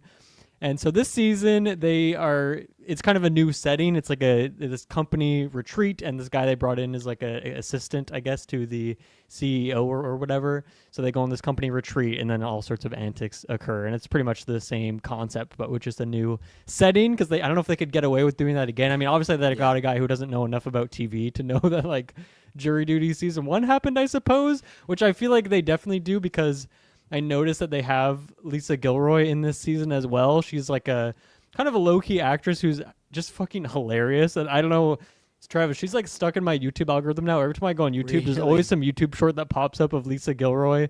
That's just like a minute long of her just being hilarious. So she's quietly becoming one of my favorite comedians. Okay. But I love that they brought her back. They don't have like a big actor in this one who's, pretending to be part of the thing because that would make less sense for the story. But yeah, it is just as fun and stupid as the first season, and unbelievable that, this guy has kind of fallen for all this.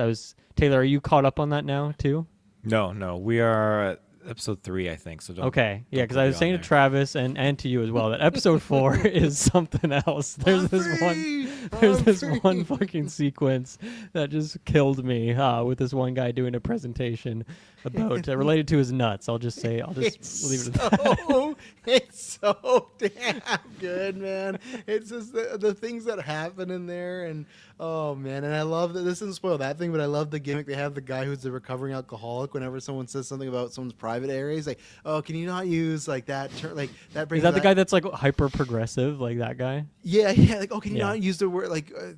Yeah, I don't even want to say it. And the next episode's that. He's the one who brought him into his room, right? And he's like, "Don't let anyone else in here when they're looking for the chips." Like, oh, I gotta tell you about these photos. He's always wearing like the pro pride thing. That's why I'm wondering, because his setup is like he's trying to find this lockbox. He's like, oh, there's some really bad. I put some really bad in there. Yeah, he'll have a shirt that just says like Black Women Voices or something. Like it's like kind of progressive, but then it's also very strange. So that's what I'm worried. If they get his lockbox, it's gonna be something really bad. Like he used to be like not a great guy. He's overcompensating. I don't know. You never know with the show. Like with the Doritos, I didn't know where that was gonna go. I thought they were gonna frame the main character, and they didn't. But I thought, oh no, someone's gonna be like, oh, I found this in your room, dude. And that's why I was talking with Dylan that this guy. But luckily they both find like good people both times. But this guy, he's just a temp, so obviously he gets hired to go to different roles just to or certain jobs to fill a role while someone's gone sick or it's open, right? This fucking guy, take the joke stuff away. This guy should get hired everywhere. This is like employee of the year. He is fighting for this company. He didn't even fucking work. Like he says, like, oh, I don't work here. I'm just trying to hope what's best for him. He should not give as much shits at all.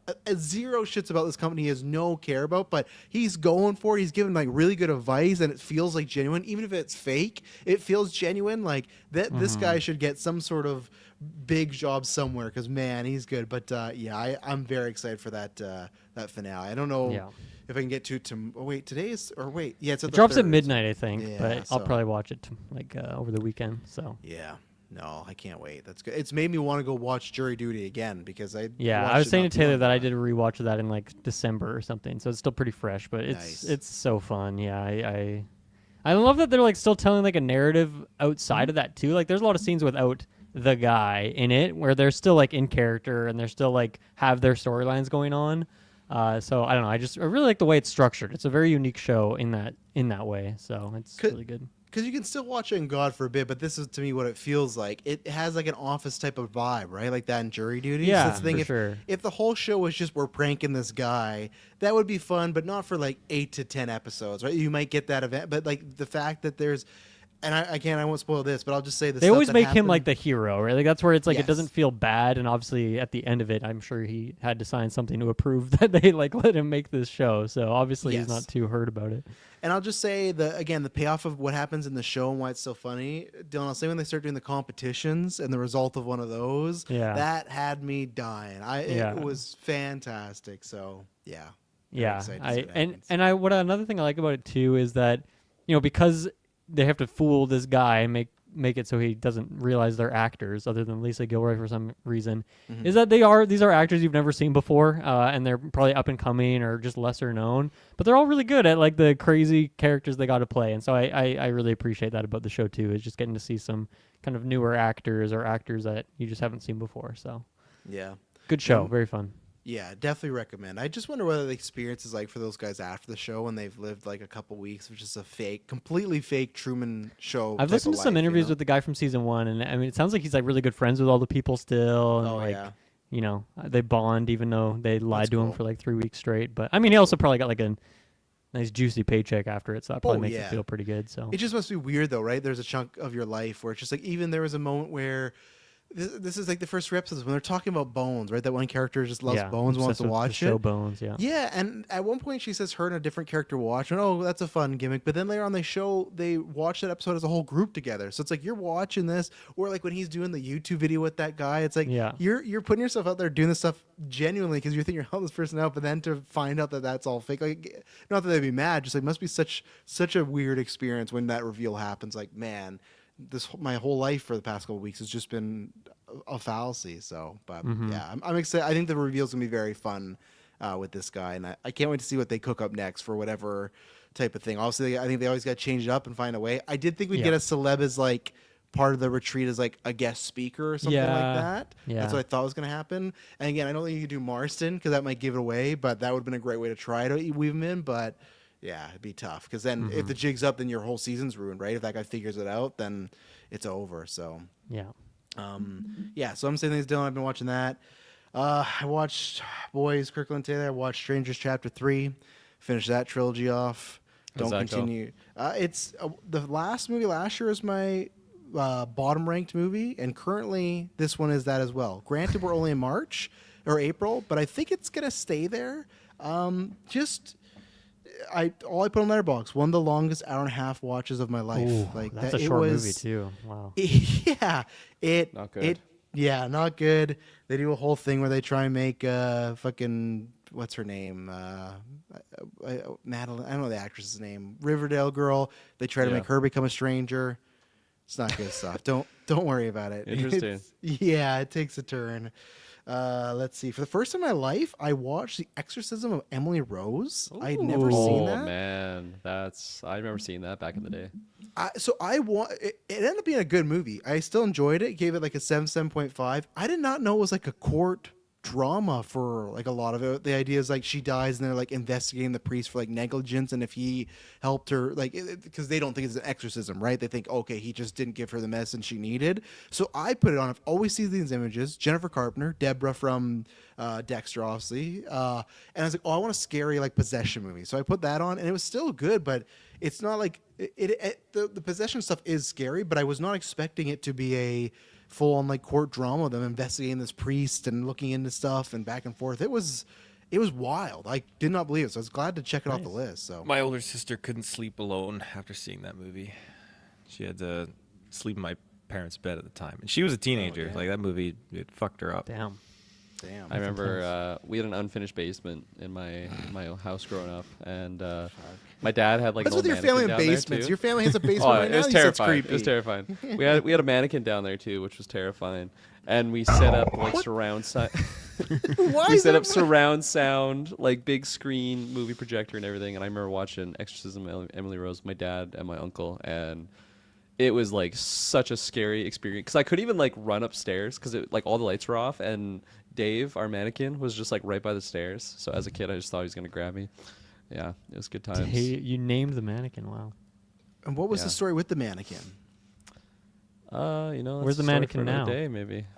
Yeah, he, where is he now? may or may not have an Instagram page. He's traveling the world right now, I think. But He got up yeah. and left. He had enough. We'll circle back to that in a future cast. I'm sure. That's a good horror movie. It's like a former husband gets her in a mannequin, just has to watch. Yeah, this I'm gonna whole write life. that down. Ask cooking up with a mannequin. That Yeah. definitely seems like a topic waiting to happen. That's a Uh, bread and butter.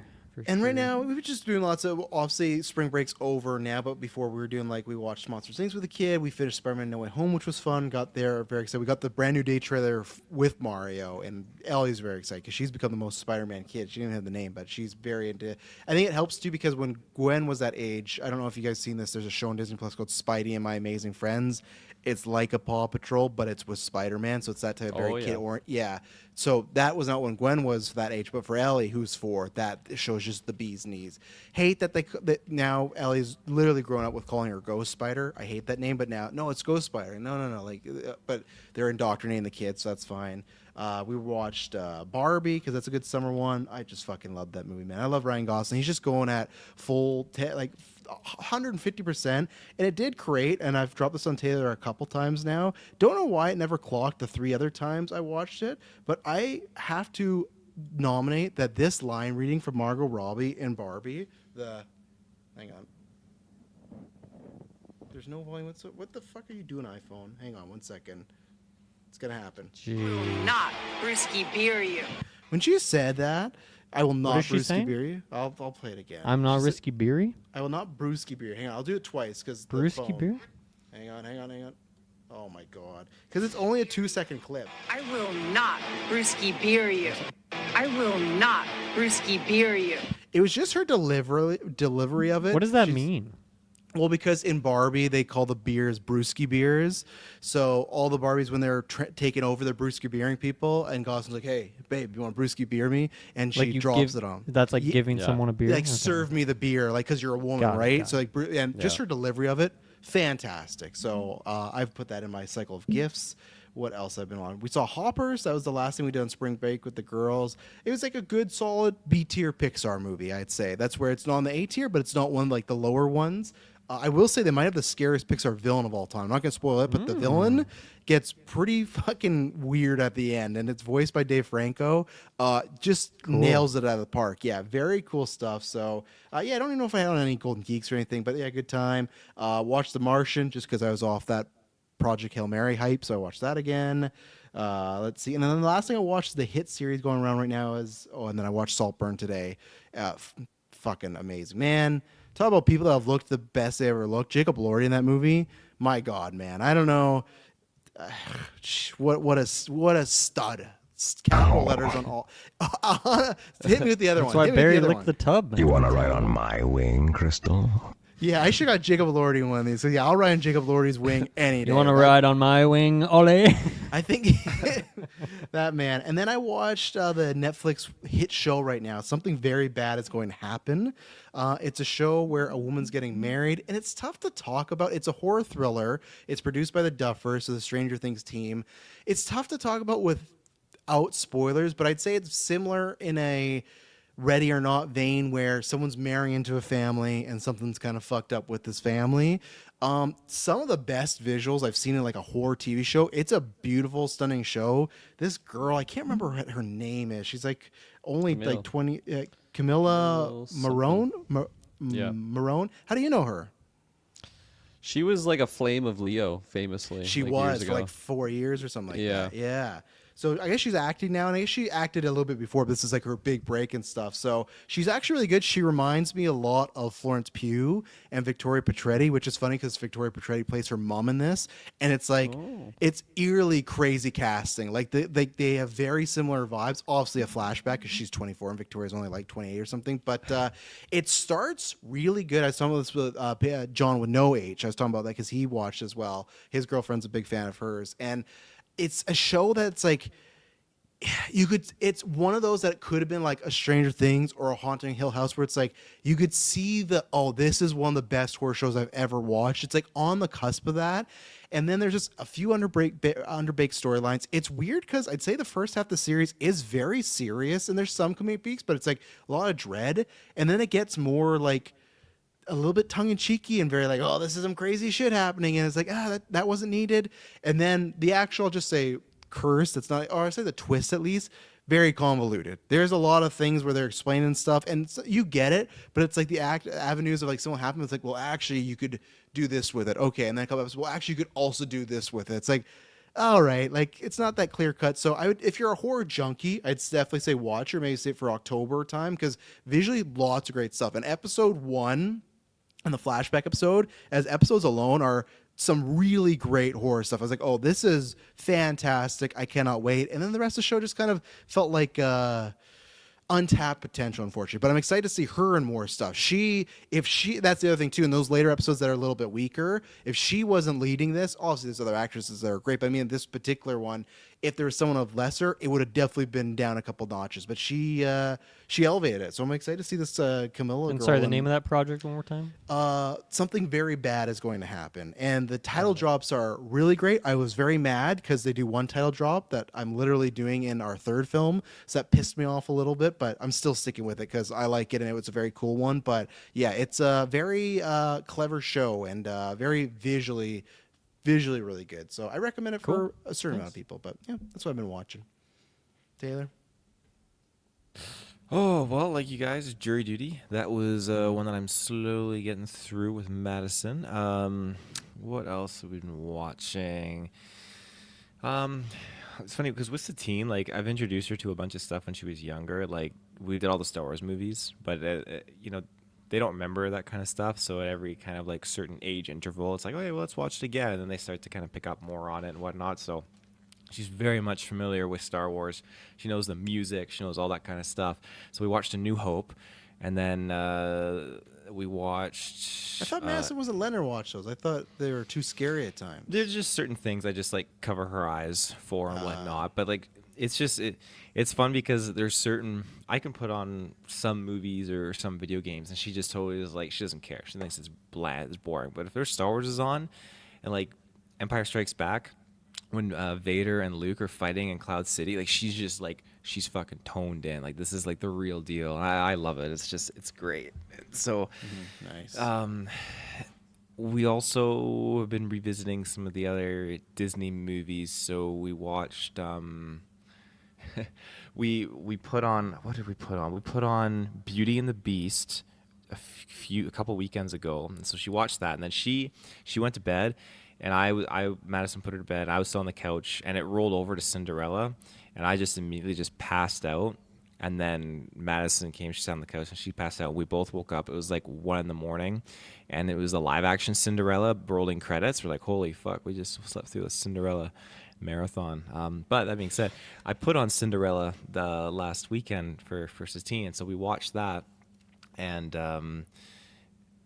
that was the first time I had seen her reacting like emotionally to a movie. So she was fine throughout the whole thing, but as soon as the stepsisters started tearing her fucking dress apart, like they pulled her pearls off, and then Satine just like puts her hands up to her neck, like she was just in total shock. Whoa. So we've been reading that. We read that book tonight, and it's just that story. It's traumatized her. So but we'll be visiting a few more of those, and I've been kind of thinking like I wanted to take her to see another movie in the theaters because I took her to see Lilo and Stitch back like when she had just turned 2, and she did fantastic. So I think she's definitely now more than ever ready to see another one. That's like short. I was thinking about it, and we watched the first one fast. actually a while ago, and she did enjoy it. She knows the characters and whatnot. So she's game. I've been trying to like introduce her a little bit more. I've been playing Luigi's Mansion with her with that. I gave her the controller from Mario Sunshine, and she was whipping around on that, which was just like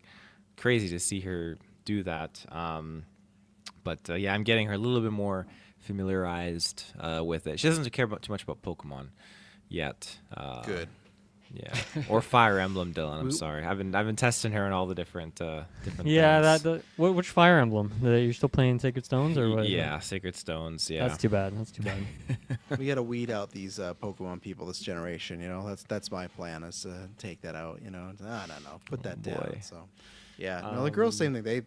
They play them in Smash, but they haven't made that jump over. They're like interested in them. They like them enough, but I'm always waiting for them to ask to get a game or watch the show. But yeah, Pokemon has not been in their catching. realm. Yeah, no. So I think that's it. There's probably something else that I have on the docket that I just can't remember. But yeah, I mean, TV show wise, I mean, what did we do? We did Punisher season 2, and that's the retro. You guys can go check out. Me and Kirkland did that. But other TV shows, no, I just got a backlog of things I need to catch up on and get in there and watch. Yeah. yep, Well said. Okay, there you go. Well said. Kirk was trying to well said.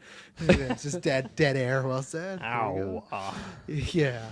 Let's hit some of these. All right. So the movie draft currently, which was funny enough, we actually didn't have too much. I was trying to do an update because I'm like, oh, well, 25% of the year's done, quarter one's done, but we only have a few movies. So right now, let's see, Kirkland is in last place, but you've only had one movie come out. That's Jason Statham's Shelter. That got you $49 million. Not So the best start. No, but that was your 10th pick, so, you know. It's a good whatever, appetizer. fine. Yeah. Currently, Kirkland's waiting on... and again, these are all drafts. So, sorry, the movie draft, we all pick 10 movies, whatever does best box office-wise, that gets the win. And obviously, these 3 drafts, Supergirl draft next year, but these 3 drafts all have retros on the line. So, big deal this year. But Kirkland has Avengers Doomsday, Minions 3, Michael, The Truth Will Be Revealed, which you got in 2 weeks. So, that's going to Big put movies. up... It's right now tracking to be the biggest biopic of all time, at least the opening, so we'll see. But... so the truth, we'll see if it gets revealed. Supergirl, Disclosure Day, Mortal Kombat 2, Narnia / Madden if Netflix don't report. So there's that. Which again, I don't know if we talked about that day. Madden's also streaming movies. I think Kirkland's just hoping Narnia gets reported. The Pout Pout Fish, and then Scary Movie 6. So that's what you got coming up. Okay. Mm-hmm. Let's see. I'm at third right now. I only have Hoppers that came out. I had that at my 4th pick. That made $300 million. So, all right. I was hoping for a little bit better. Can probably make a little more. Maybe at 350, but I was hoping for a little bit more. But right now, I am waiting on Toy Story 5, Brand New Day, Dune Messiah, which looks like it's staying put. So we'll see. Cat in the Hat. Resident Evil, which has apparently been getting good screen tests, so it's exciting. Hexed, Clayface, Master of the Universe, and then Thread and Insidious Tale. And then right now, Dylan is in second. So I bumped you up to second right now because the projections for Mario this weekend are $350 million. It hasn't made that, but it's going to make that. So for this coming out on the Monday, Dylan's roughly in this ballpark. So right now, Galaxy is sitting for the projections about 350. Probably Dylan's going to get $1 billion off of that. It's tracking, doing better than the first one right now. So I think Dylan's got $1 billion right there. He's got Iron Lung at $49 million as well. So you know what? Ooh, not for too not even bad for Jason Iron Statham. Lung. Yeah, Not it did very a lot good. better. And then Wuthering Heights, $236 million. So you're currently sitting. Damn, Wuthering Yeah. Heights. Look at See? the heights on that. That's what happens when you pretend you're having an affair with your co-star. Works every time. Sydney It Sweeney, was, Glenn it was a Powell. brilliant marketing stunt. It was It every day worked. talked about in our Discord, even though it was clearly fake. But people still ate it up. It's Emerald Fennell's biggest movie. It's Jacob Elordi's biggest movie, and it's Margot Robbie's biggest movie since Barbie. So like it did, and it's I can't remember. There's another stat too of something. So it opened well for them. So yeah, you got that. And so Dylan, you're sitting right now at. How's that 600 affair going? Are they still shacking up on the daily? Not until Wuthering Heights 2. Then they'll get back got it. together. So you're sitting at a total of $635 million right now with 3 movies released, but then obviously Mario's going to make a lot more. So you're probably at $1 billion something. You're probably at $1.2 billion right now, really. So, but we'll catch up in a couple months from now. Sounds good. Taylor, right now you were in first place for those 2 picks. I'm so mad you took them from me. Those Pegasus 3 at $609 million. So good. Durandahar Revenge, $147 million. Oh God. So yeah, good. you're currently sitting at 756. But yeah, Pegasus 3 was your 8th pick. So that's annoying right there. But technically, I hit $1 billion because Project Hail Mary is at $300 million, right? So Oh yeah, I sitting didn't even pretty. add that. Sorry, yeah, you are at $1 billion right now, so you were at $1 billion Damn, right now. Taylor, so. off to a strong start. Dylan at $1 billion with 3 movies. He's waiting on Moana live action, Jumanji 3, Devil Wears Prada, Hunger Games, whatever it's called, Evil Dead Burn, Paw Patrol 3, and Godzilla -0. That's a fucking list, my friend. Wrong That's turn 4, boys. Buckle up. We're coming for it. pretty I'm good. Names not- will be revealed. I think like Pegasus 3 could win it for you, but I'm not ready to give you that win yet because Jumanji being your number 2, that could equal out the That might Pegasus hurt. 3. Because I feel like, and we don't know Moana. I think Moana's going to do great, but I think Jumanji 3 people are like cooling on it. The fact that it's coming out with Doomsday and and Dune could be something. So I'm we'll see. hoping that the success of that with The Rock will build up off of Moana. People will be like, if Moana makes $1 billion, then people will be like, oh, Yeah. we got to get that more Rock. We need more Dwayne Johnson. Jumanji. Yeah, and then right now we did this in July, so we'll switch over in a few months here. Our superhero draft where we all cast 10 actors that we think are going to get cast in an MCU or DCU project. Currently, right now, none of us have anybody on the board. It's a quiet season right now. It's probably because it's just Avengers and even DCU. So I think when X-Men pops up and then we start getting Justice League stuff. But right now, Dylan has Ana de Armas. Sean Gunn is his star pick. So always a chance with Supergirl to get a voice in there. But a star pick means you get 2 points. Glenn Powell, who got one in one universe, but not the one a different. He went to the NCU. You got Kaylee Spaney, Ella Purnell, Will Poulter, Jack Quaid, Elizabeth Debicki, Jesse Plemons, and Sabrina Carpenter. I currently have Samara Weaving, Palm Clementif, Desi Edgar Jones, Karen Gillan, Ryan Gosling, Adria Adrona, Dave Bautista. I'm not calling him David Bautista. That sounds weird. Denzel Washington. Alan Tudyk is my star pick. Again, home for Supergirl. And then Sophie Thatcher. Kirkland right now has Keanu Reeves, Jennifer Holland, which is his 2-star pick, James Gunn's wife, I guess home for Supergirl as well, Austin Abrams, Freya Allen, Sophia Wilde, Katie O'Brien, Elle Fanning, Tom Cruise, Paul Mescal, and Timothy Oliphant.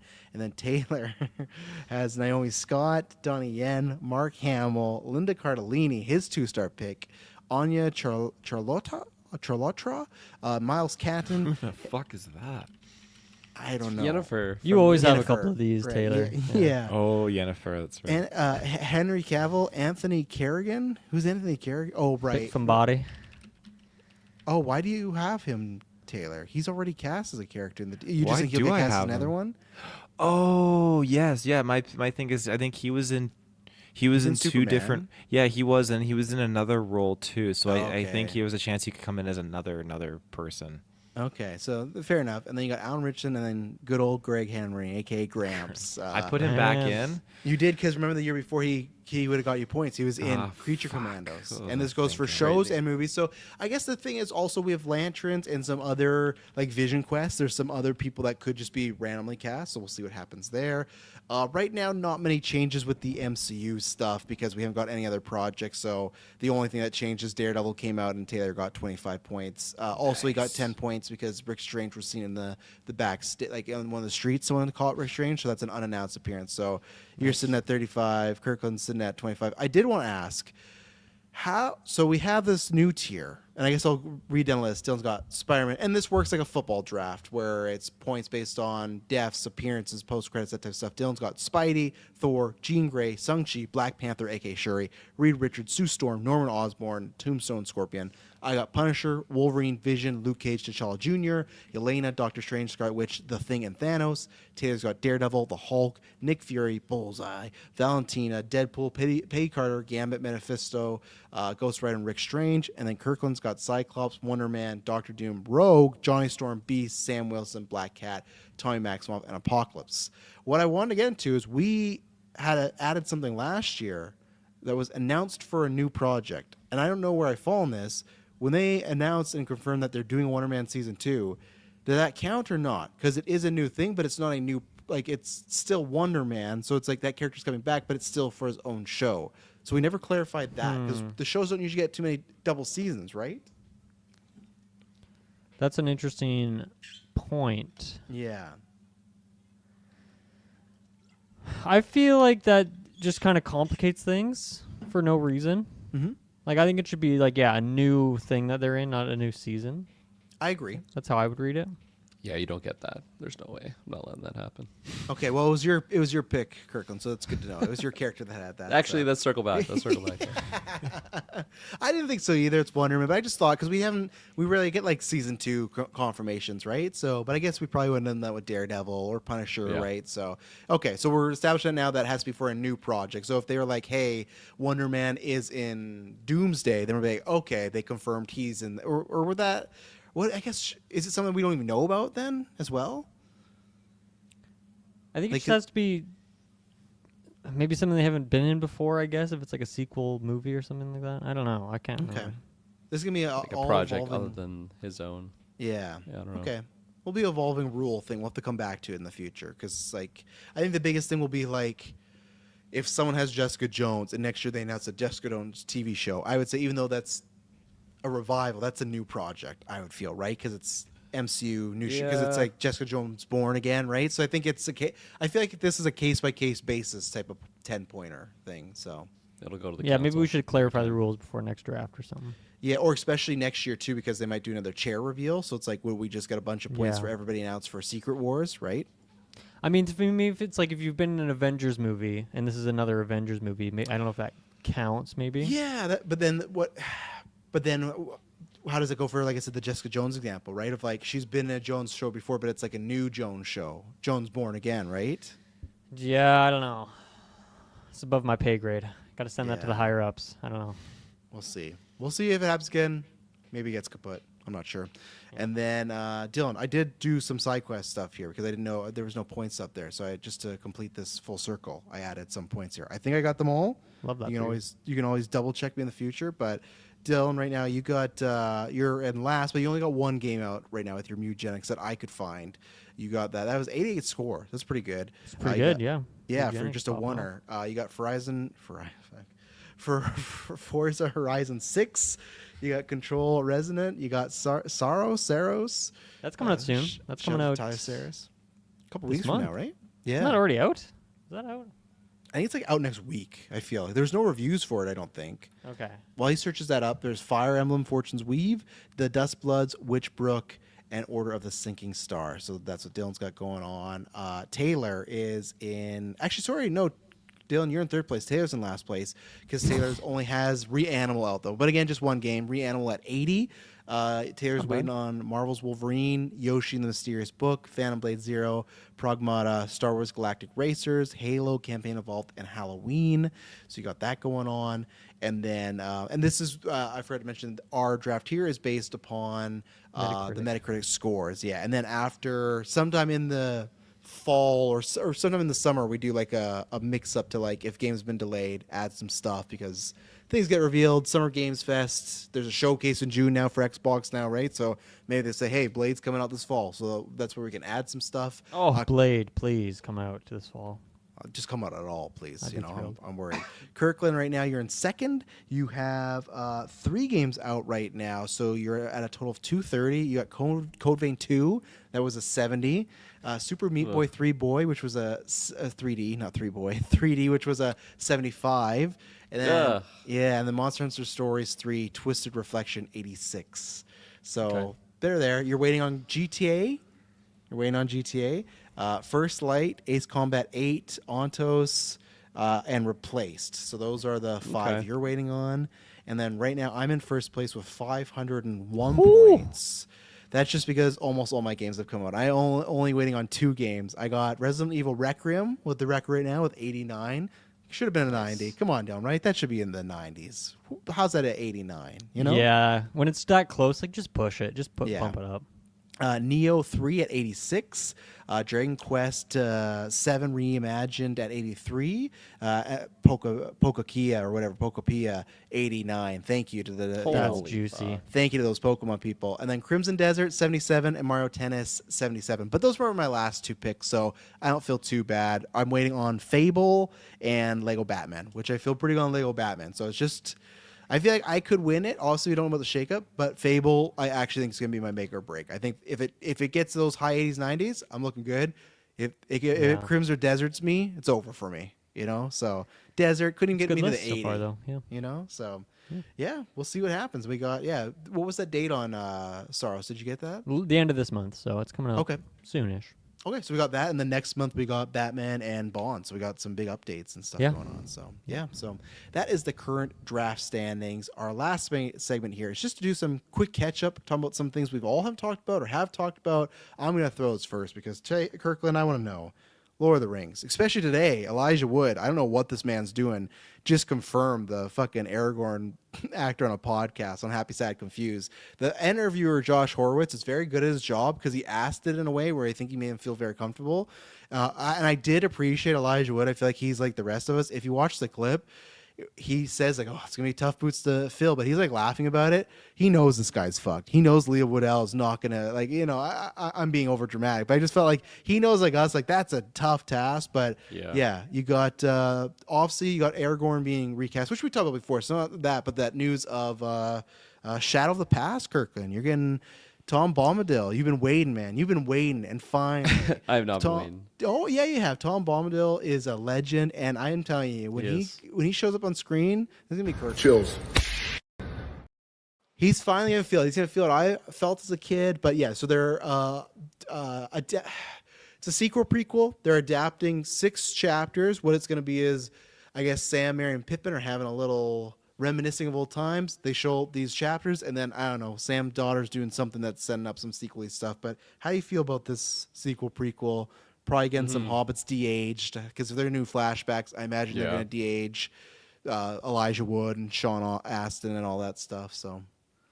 And who's doing it again? What's his name? Well, Stephen Colbert, his son Peter McGee, and then I can't remember her name, but she wrote the other or adapted the other Lord of the Rings movie. It's Philpa Bonia, or Philpa something. I forgot her name. But so there's a franchise veteran and then 2 token heads, but no director yet. Yeah, I mean, like the heart and soul of like the fan. Like I knew Stephen Colbert was like a massive fan. Like he is he is well read when it comes he goes to the toe-to-toe with lore. anybody, I think. Yeah, absolutely. Like when he's just firing off like the different gods and like the sub gods and just He can just speak Elvish. It's insane. He can just speak probably Elvish. could. He probably could. I think so, he like, can. No, I think he can. Well, there you go. I think I've seen That's clips of him impressive. having conversations speaking in Elvish. That's the prerequisite to take the reins of a project like this. At least it should be, because hearing that, it's like, okay, there is going to be a lot of care and like passion for the project. At least that's nice, not just like a money grab type thing. I'm sure that there's those angles for a big IP like Lord of the Rings. I mean, like, yeah, it's one of those things that anytime like a new Lord of the Rings thing, or even Star Wars is kind of in that vein too, where like it's just under such a microscope of like, it better be, well, I don't know if Star Wars is really that these days, more so just we need a project more than anything, but yeah, it's just like scrutinized right at the gate of like comparing it to those original or not even original source material, because this is going into a new direction, not trying to redo it, but just highly scrutinized and just analyze under a microscope. And I feel like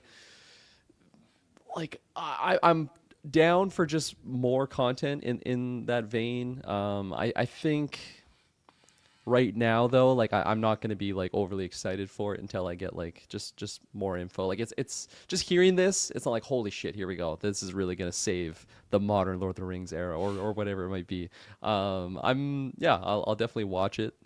But my expectations are like kind of just neutral as of right now. I do like that idea though of like just going into almost like an anthology type story, even though it's like starting with characters that we are familiar with, because it's not necessarily like changing things in the past, even though if it was doing that, like I'm okay with just putting up the barrier of like, okay, this is my Peter Jackson canon story with the movies. Even those movies deviate so much from like the original texts. I don't know, books. There you go. I don't know why that was a hard word to search for there, but the sacred texts. So yeah, I like getting more content. We'll see a lot more details getting closer to. And in terms of like the Aragorn actor casting, yeah, I completely agree. It's possible shoes to fill for that lad. I feel sorry for him. I don't know. I think eventually, like, eventually you would be getting another Aragorn or another Frodo or something. Like it is going to just happen eventually. Yeah, but I believe it's not like the Harry Potter thing where this is a new Harry. You're getting that Aragorn, right? It's not. Like Yeah, all the Harry true. people they're doing their own thing. It's like Alden Ehrenreich. He's Harrison Ford's Han Solo. He's not his own Han Solo, and that's true. It's not Yeah. right. So that's another factor on why I'm just, I don't know. My hype it's a little. The soda was left out for too long. The bubbles are starting to disappear. It's not as popply when you drink that fresh bubbly. It's not like popping in the back of the mouth, pop rock style. And that's why we're just so curious. Like we've said this with all these brands, like the next 2 Star Wars There you go. movies, Doomsday, like even with Supergirl coming up. I'm just so curious when Hunt for Gollum comes out. Like, what is the temperature check for? What do people like want these movies, right? Because you can look at Hobbits and go, well, clearly they want more because I think the first one made $1 billion, the next 2 didn't, but they still were very profitable, made lots of money. So it's like I see as an executive, you can be like, well, anytime we've done Lord of the Rings live action, it's been very big for us, right? And maybe that's just it. It's been because when did the last Hobbit come out? Taylor, you have to know. You're a fan of those movies. When did the last one come out?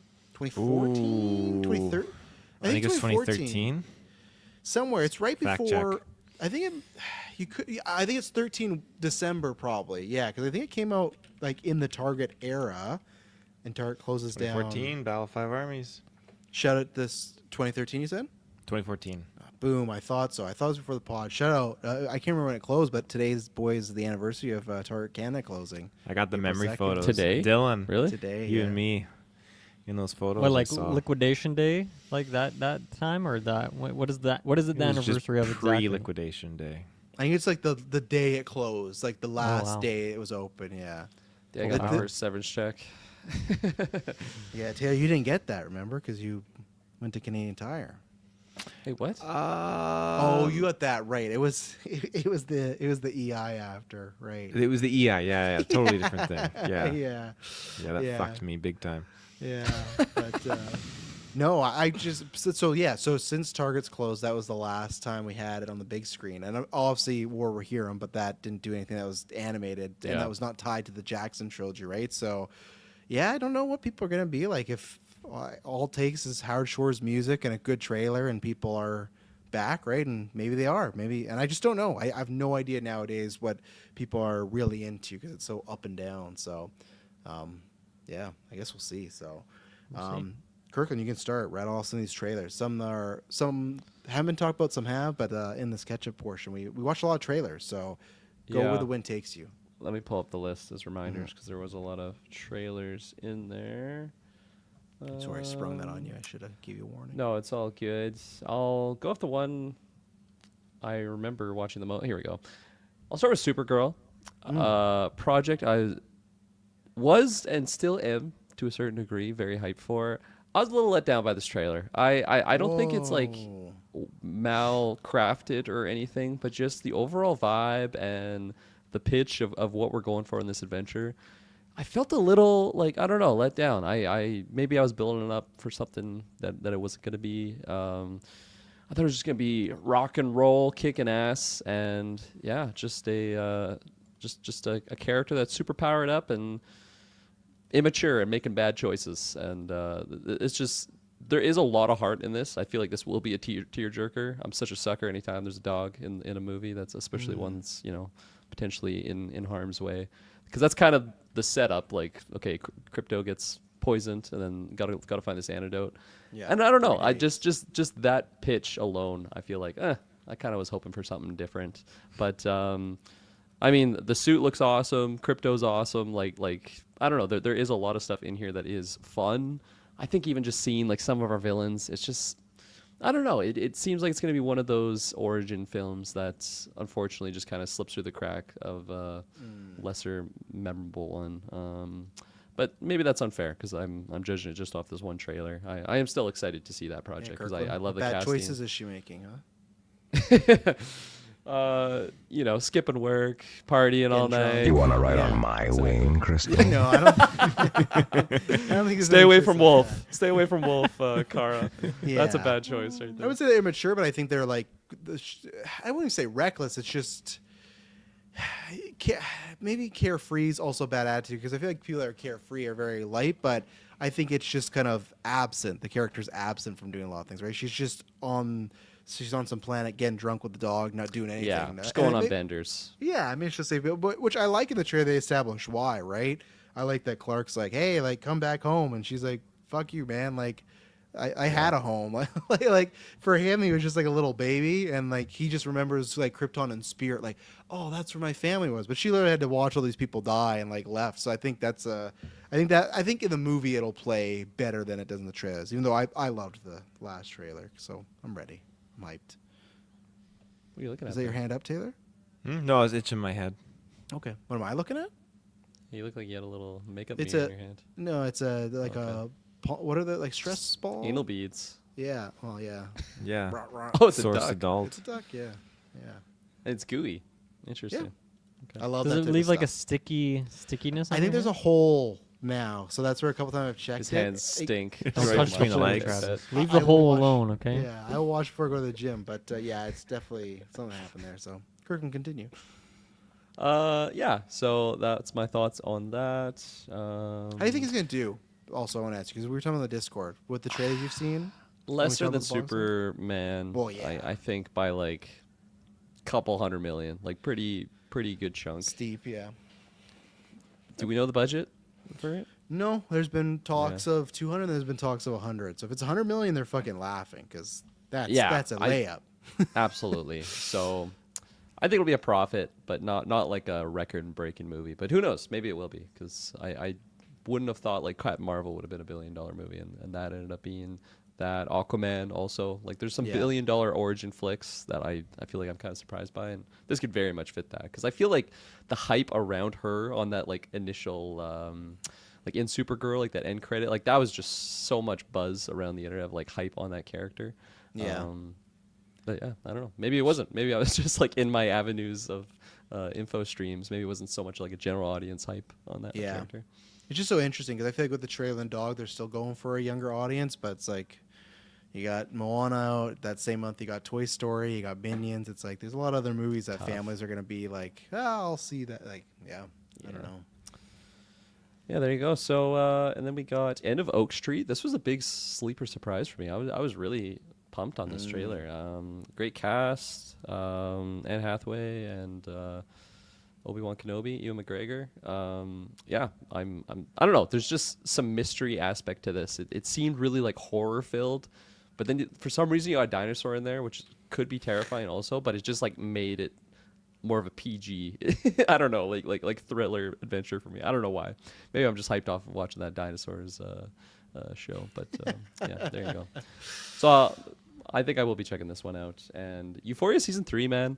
This is an interesting one because I'm watching this trailer and I'm like, why is this even a thing? Like this just seems so distant from the previous show.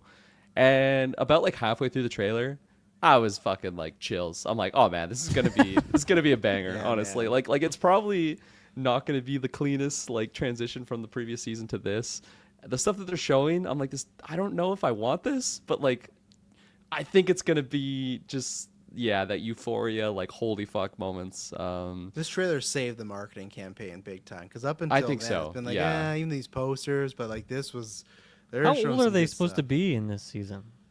God, Not I've had high a school multiple leads. year. I'm kind of They hoping seem there's like just- 30 now. It feels like Yeah. everything in the world has changed. Totally. I think they're gonna say it's present day. Like I think they'll say like the time has been since the show ended, like whatever it is, like five or They're not like ended. early 20s now or something like that. Yeah, like when was that last season? God, It was a long time ago. I'm not sure. 2021 maybe. I feel like it was either before or after That No long Way ago? Home, like close. Because I feel like me and Kirkland on our No Way Home were talking about like, man, these movies Yeah. don't do Zendaya any favor, and she's not bad at them. It's just like you go from watching that to like, Yeah. her doing the stuff here, which I'm excited to see the drama, which is out this weekend, but.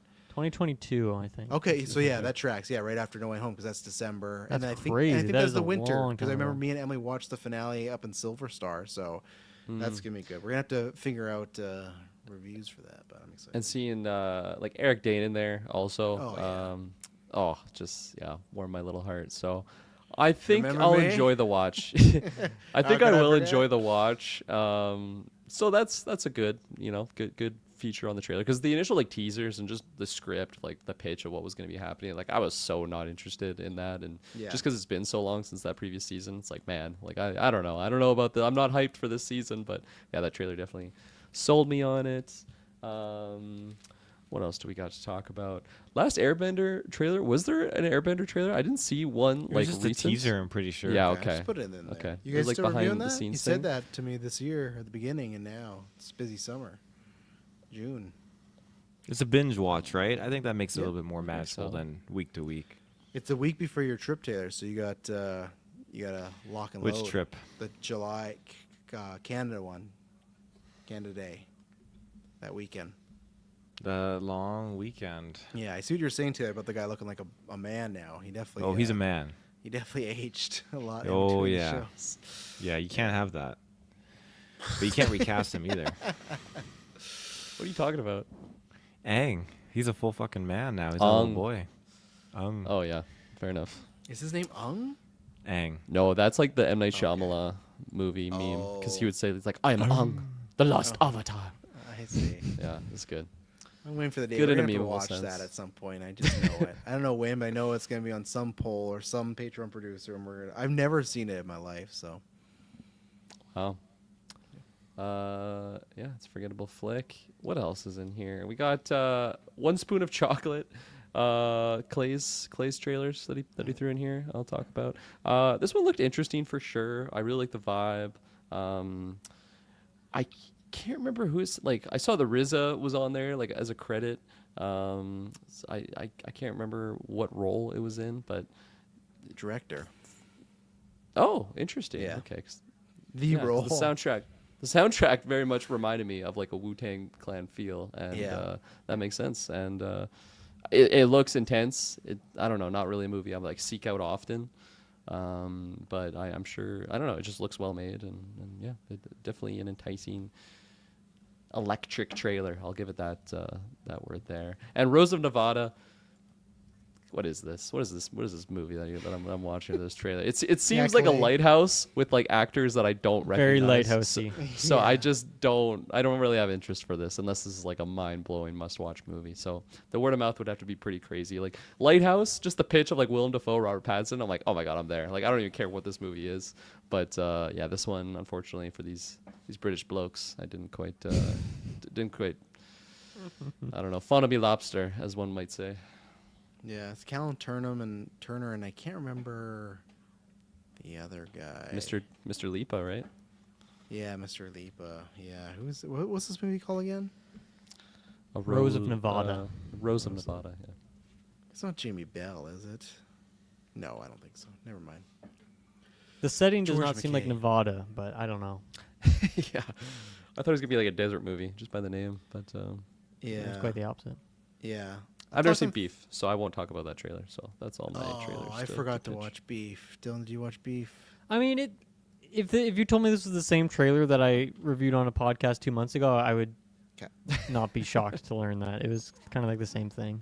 Not I'm that good of a excited. trailer. I mean, I'm sure it's going to be a great season, but I don't even know if the trailers were good for the first season. That was just a show that kind of came out of nowhere, but Yeah. I'm sure it'll be great. But the trailer itself was kind of boring, I must say. What about any of these other trailers, Dylan? Anything Yeah, I mean, it's tickle funny. your Opposite fancy? of Kirkland here, Rose of Nevada was the top of the heap for me. I was really jiving with this one. So I'm glad that Clay shouted this one out.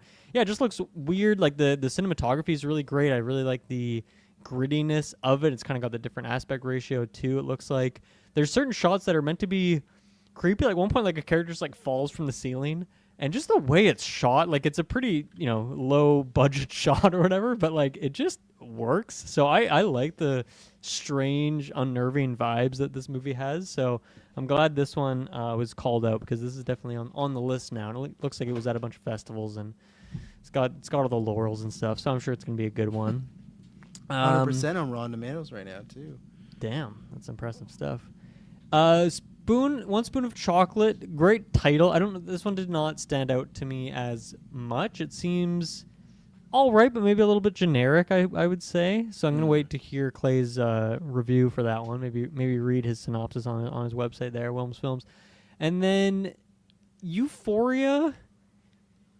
Yeah, crazy trailer. Like not what I was expecting. The scale seems insane, and yeah, it feels very, as you said, Kirkland, very disconnected from like where we were at before. And it's been a couple years now since, because I didn't watch the show when it first came out, but I've all caught up now. And this is just I would not have predicted this is where we're going with this. It seems kind of crazy. That one shot when the guy's like up in the hill and he's like run, and then it like zooms in on him. I'm like, this is not Euphoria. Like, It's this like is GTA going on. Right yeah, this is not the show that I've seen up to this point. So I'll definitely be still watching it for sure because it's a very good show. But yeah, definitely pretty wild. I think those are the only ones that I kind of had to shout out. But yeah, thank you for bringing up Rose of Nevada. That's a cool one. It's on the list for sure. Yeah, no, the only ones that I haven't talked about in the TTY would be Rose of Nevada, which I'll wait for buzz and word of mouth because I could be someone that's interested, but I don't know. It obviously, yeah, the lighthouse feels there, but obviously very different. Not the black and white, not the. I would imagine it's not like a period piece or anything, and I don't think they're going to be doing the same things there. So I like a good thriller, and it's a thriller on a boat. What's more scary than being on a boat with maybe someone you don't trust? So you got that going on. Spoonful of Chocolate. That looked like a very Clay movie. Clay, I know like movies you like. That looked like that was right up your alley. That's like a hit or miss for me. I think RZA's stuff has been cool, the things I've seen, but I've never like loved anything he's directed. So say that one I'm less inclined. I would have to hear like critical acclaim. Where with Rose of Nevada, it's like okay, I'm interested, but I need to hear some more words. And then the end of Oak Street, I'm very excited for because. It's the guy that did It Follows, it's It Follows, and then he's doing this, and then obviously they're doing the They Follow. So I'm excited to see what he could do with this. And the Jurassic Park movies, they ain't giving me my good dino experiences at the theater. So I think this could do what I talked about, where I really wanted to see a movie where people like modern day dinosaurs are around. Obviously, it kind of looks like The Streak. It's like maybe transported back to a historic time. I don't know. I know there's lots of people. I did not look into it. I guess lots of people thought this might be a secret Cloverfield movie. I think there's, points for and against that, which it has happened multiple times. Even the first Cloverfield movie was like a secret. Everyone thought it was Godzilla, right? So I guess it could track. I'm going to say don't think it is based on the director. He likes to do his original work, but I'm hoping something's good. Ewan, McGregor, Anne Hathaway. So this, I feel like, is going to go two ways. It's going to be like that Weapon sleeper hit that just like big hit people keep talking about, or it's gonna be one that comes out and it's 65, bad score on Rotten Tomatoes, bad word of mouth, and doesn't do well, so that's where I think there's two ways for this to go. I just, and especially same thing, it's end of August, so August has hit movies, but it also has stinkers as well, because they kind of go, everyone's seen everything, just put this out here, let's see what we can get. So I don't know, but I definitely, as long as it's not like I don't know, throw stone and tomatoes at, I think I will see this in the theaters, but I need to obviously get a little bit more. But I'm intrigued by this trailer. We talk about wanting original movies all the time.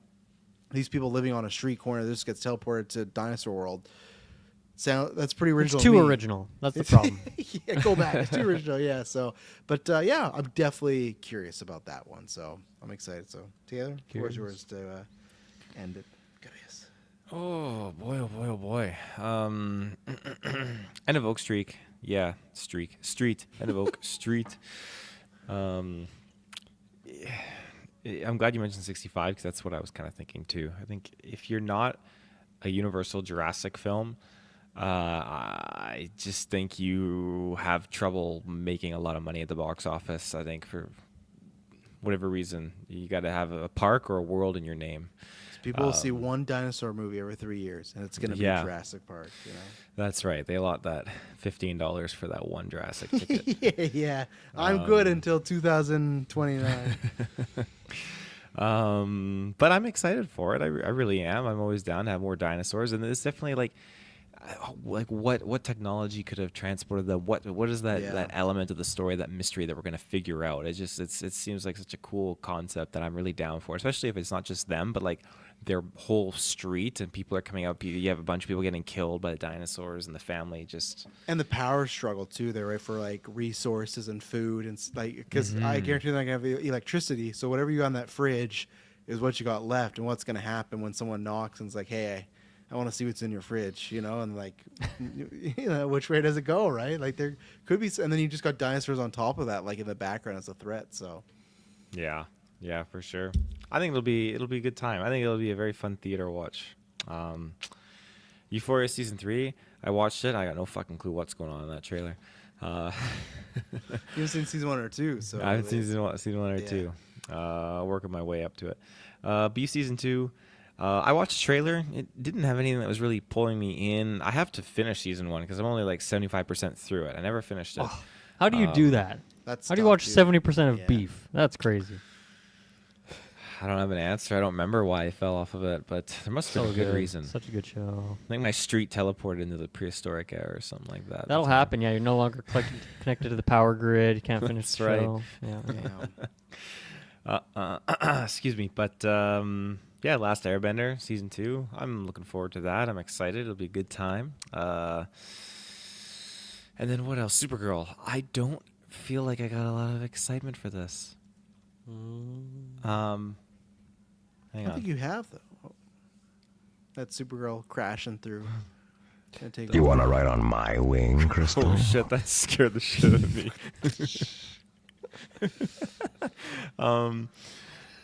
Yeah, Supergirl. It felt very Guardians of the Galaxy to me, and of course I'm gonna go see it. I'm excited to see and learn more about Kara and the family tree here, but the elements and everything was just the ships and the aesthetic really felt Guardians of the Galaxy to me. So we'll just see if that transitions well into this DC realm here, and if it works. But yeah, it's a different light than I'm obviously familiar with, and I'm very unfamiliar and inexperienced when it comes to anything beyond I guess just like Superman and Batman, and just what the worlds are like outside of Earth for these characters, and just what Kara is going to be up to here, exploring and partying and all that kind of stuff. So it'll be interesting to see what's going on here. But I would have personally preferred maybe them doing a different DC universe character thrown in here with their own film before getting to Kara. I enjoyed Superman a lot more than I thought I was going to, and I think that's going to definitely transition into this. I'm just, as of right now, the trailer did not get me super amped up, but to each his own. We got Clayface, remember, as well. That I'm looking forward to. I think that'll be a very, very good time. And then we got One Spoon of Chocolate. Yeah, this... the fuck is that? You want to ride on my wing, Crystal? Here's some weird shit. That's what's going on in Taylor's house right now. Some calling on his room. Open up! Open up! It's me, Scott. One Spoon of Chocolate. Yeah, this I think this looks like a good time. I was getting not anti-hero, vigilante vibes from this and whatnot, like Hobo with a Shotgun vibes in this movie. Oh, fuck. So I'm looking forward to watching it at some point, Clay, and then maybe we'll chat about it in the Discord chat. And then Rose of Nevada. I like a movie that slaps on an old filter. You know, there's something about it. But this movie, even with that filter on, does not pull me in. So I'm down with the boat theme. You know, it made me think like, oh, we're gonna have like Jaws, you know, sharks, orcas, all that kind of stuff. But mermaids. But other than Mermaid's that, like Lighthouse. Yeah. Mermaid's Lighthouse. Yeah, there's something missing there for me. The old lady kind of wrote me in. I'm always down for an old lady good in a creepy horror lady. movie. Yeah, good creepy lady. But it That's had a mermaid. like it's a mermaid. It had like a Jaws meets Lighthouse meets Pearl vibe for me. Pearl, I see it. Yeah. I get that. Yeah, The Holy Triumvirate right there. holy Yeah. triumphant. What a combo of movies. Yeah, but other than that, is that all the trailers? Did I snag every single I think one so. there? I think that's the one I threw in there. Things to catch up on. It's been a bit Perfect. since the Still newscast. waiting on Passengers. I want that trailer to pop so we can talk about it. Yeah, I think next week for newscast there's supposed to be a big Disney trailer. It might be the people have said it could be Doomsday, but the people have also said it could be Dog Stars. So Dylan, you might see the first look at one of your picks next week. Looking forward to Dog Stars for sure. Yeah, I hope it's good stuff. So, anything else in this episode? Let's get out of here. We did it. Let's do it. Well, everybody, enjoy, or I hope you enjoyed that Easter weekend. What you laugh about, Kirkland? You okay? I'm just thinking about riding on Panther's wing. That's all that's in my head right now. I can't believe that's a voice line. That's actually in that game. That's actually so crazy. That's kind of wild. Well, I hope you go ride on some R wings whenever you're here for this, and it's not boring. Bye. Bye. Shit, I gotta hit end.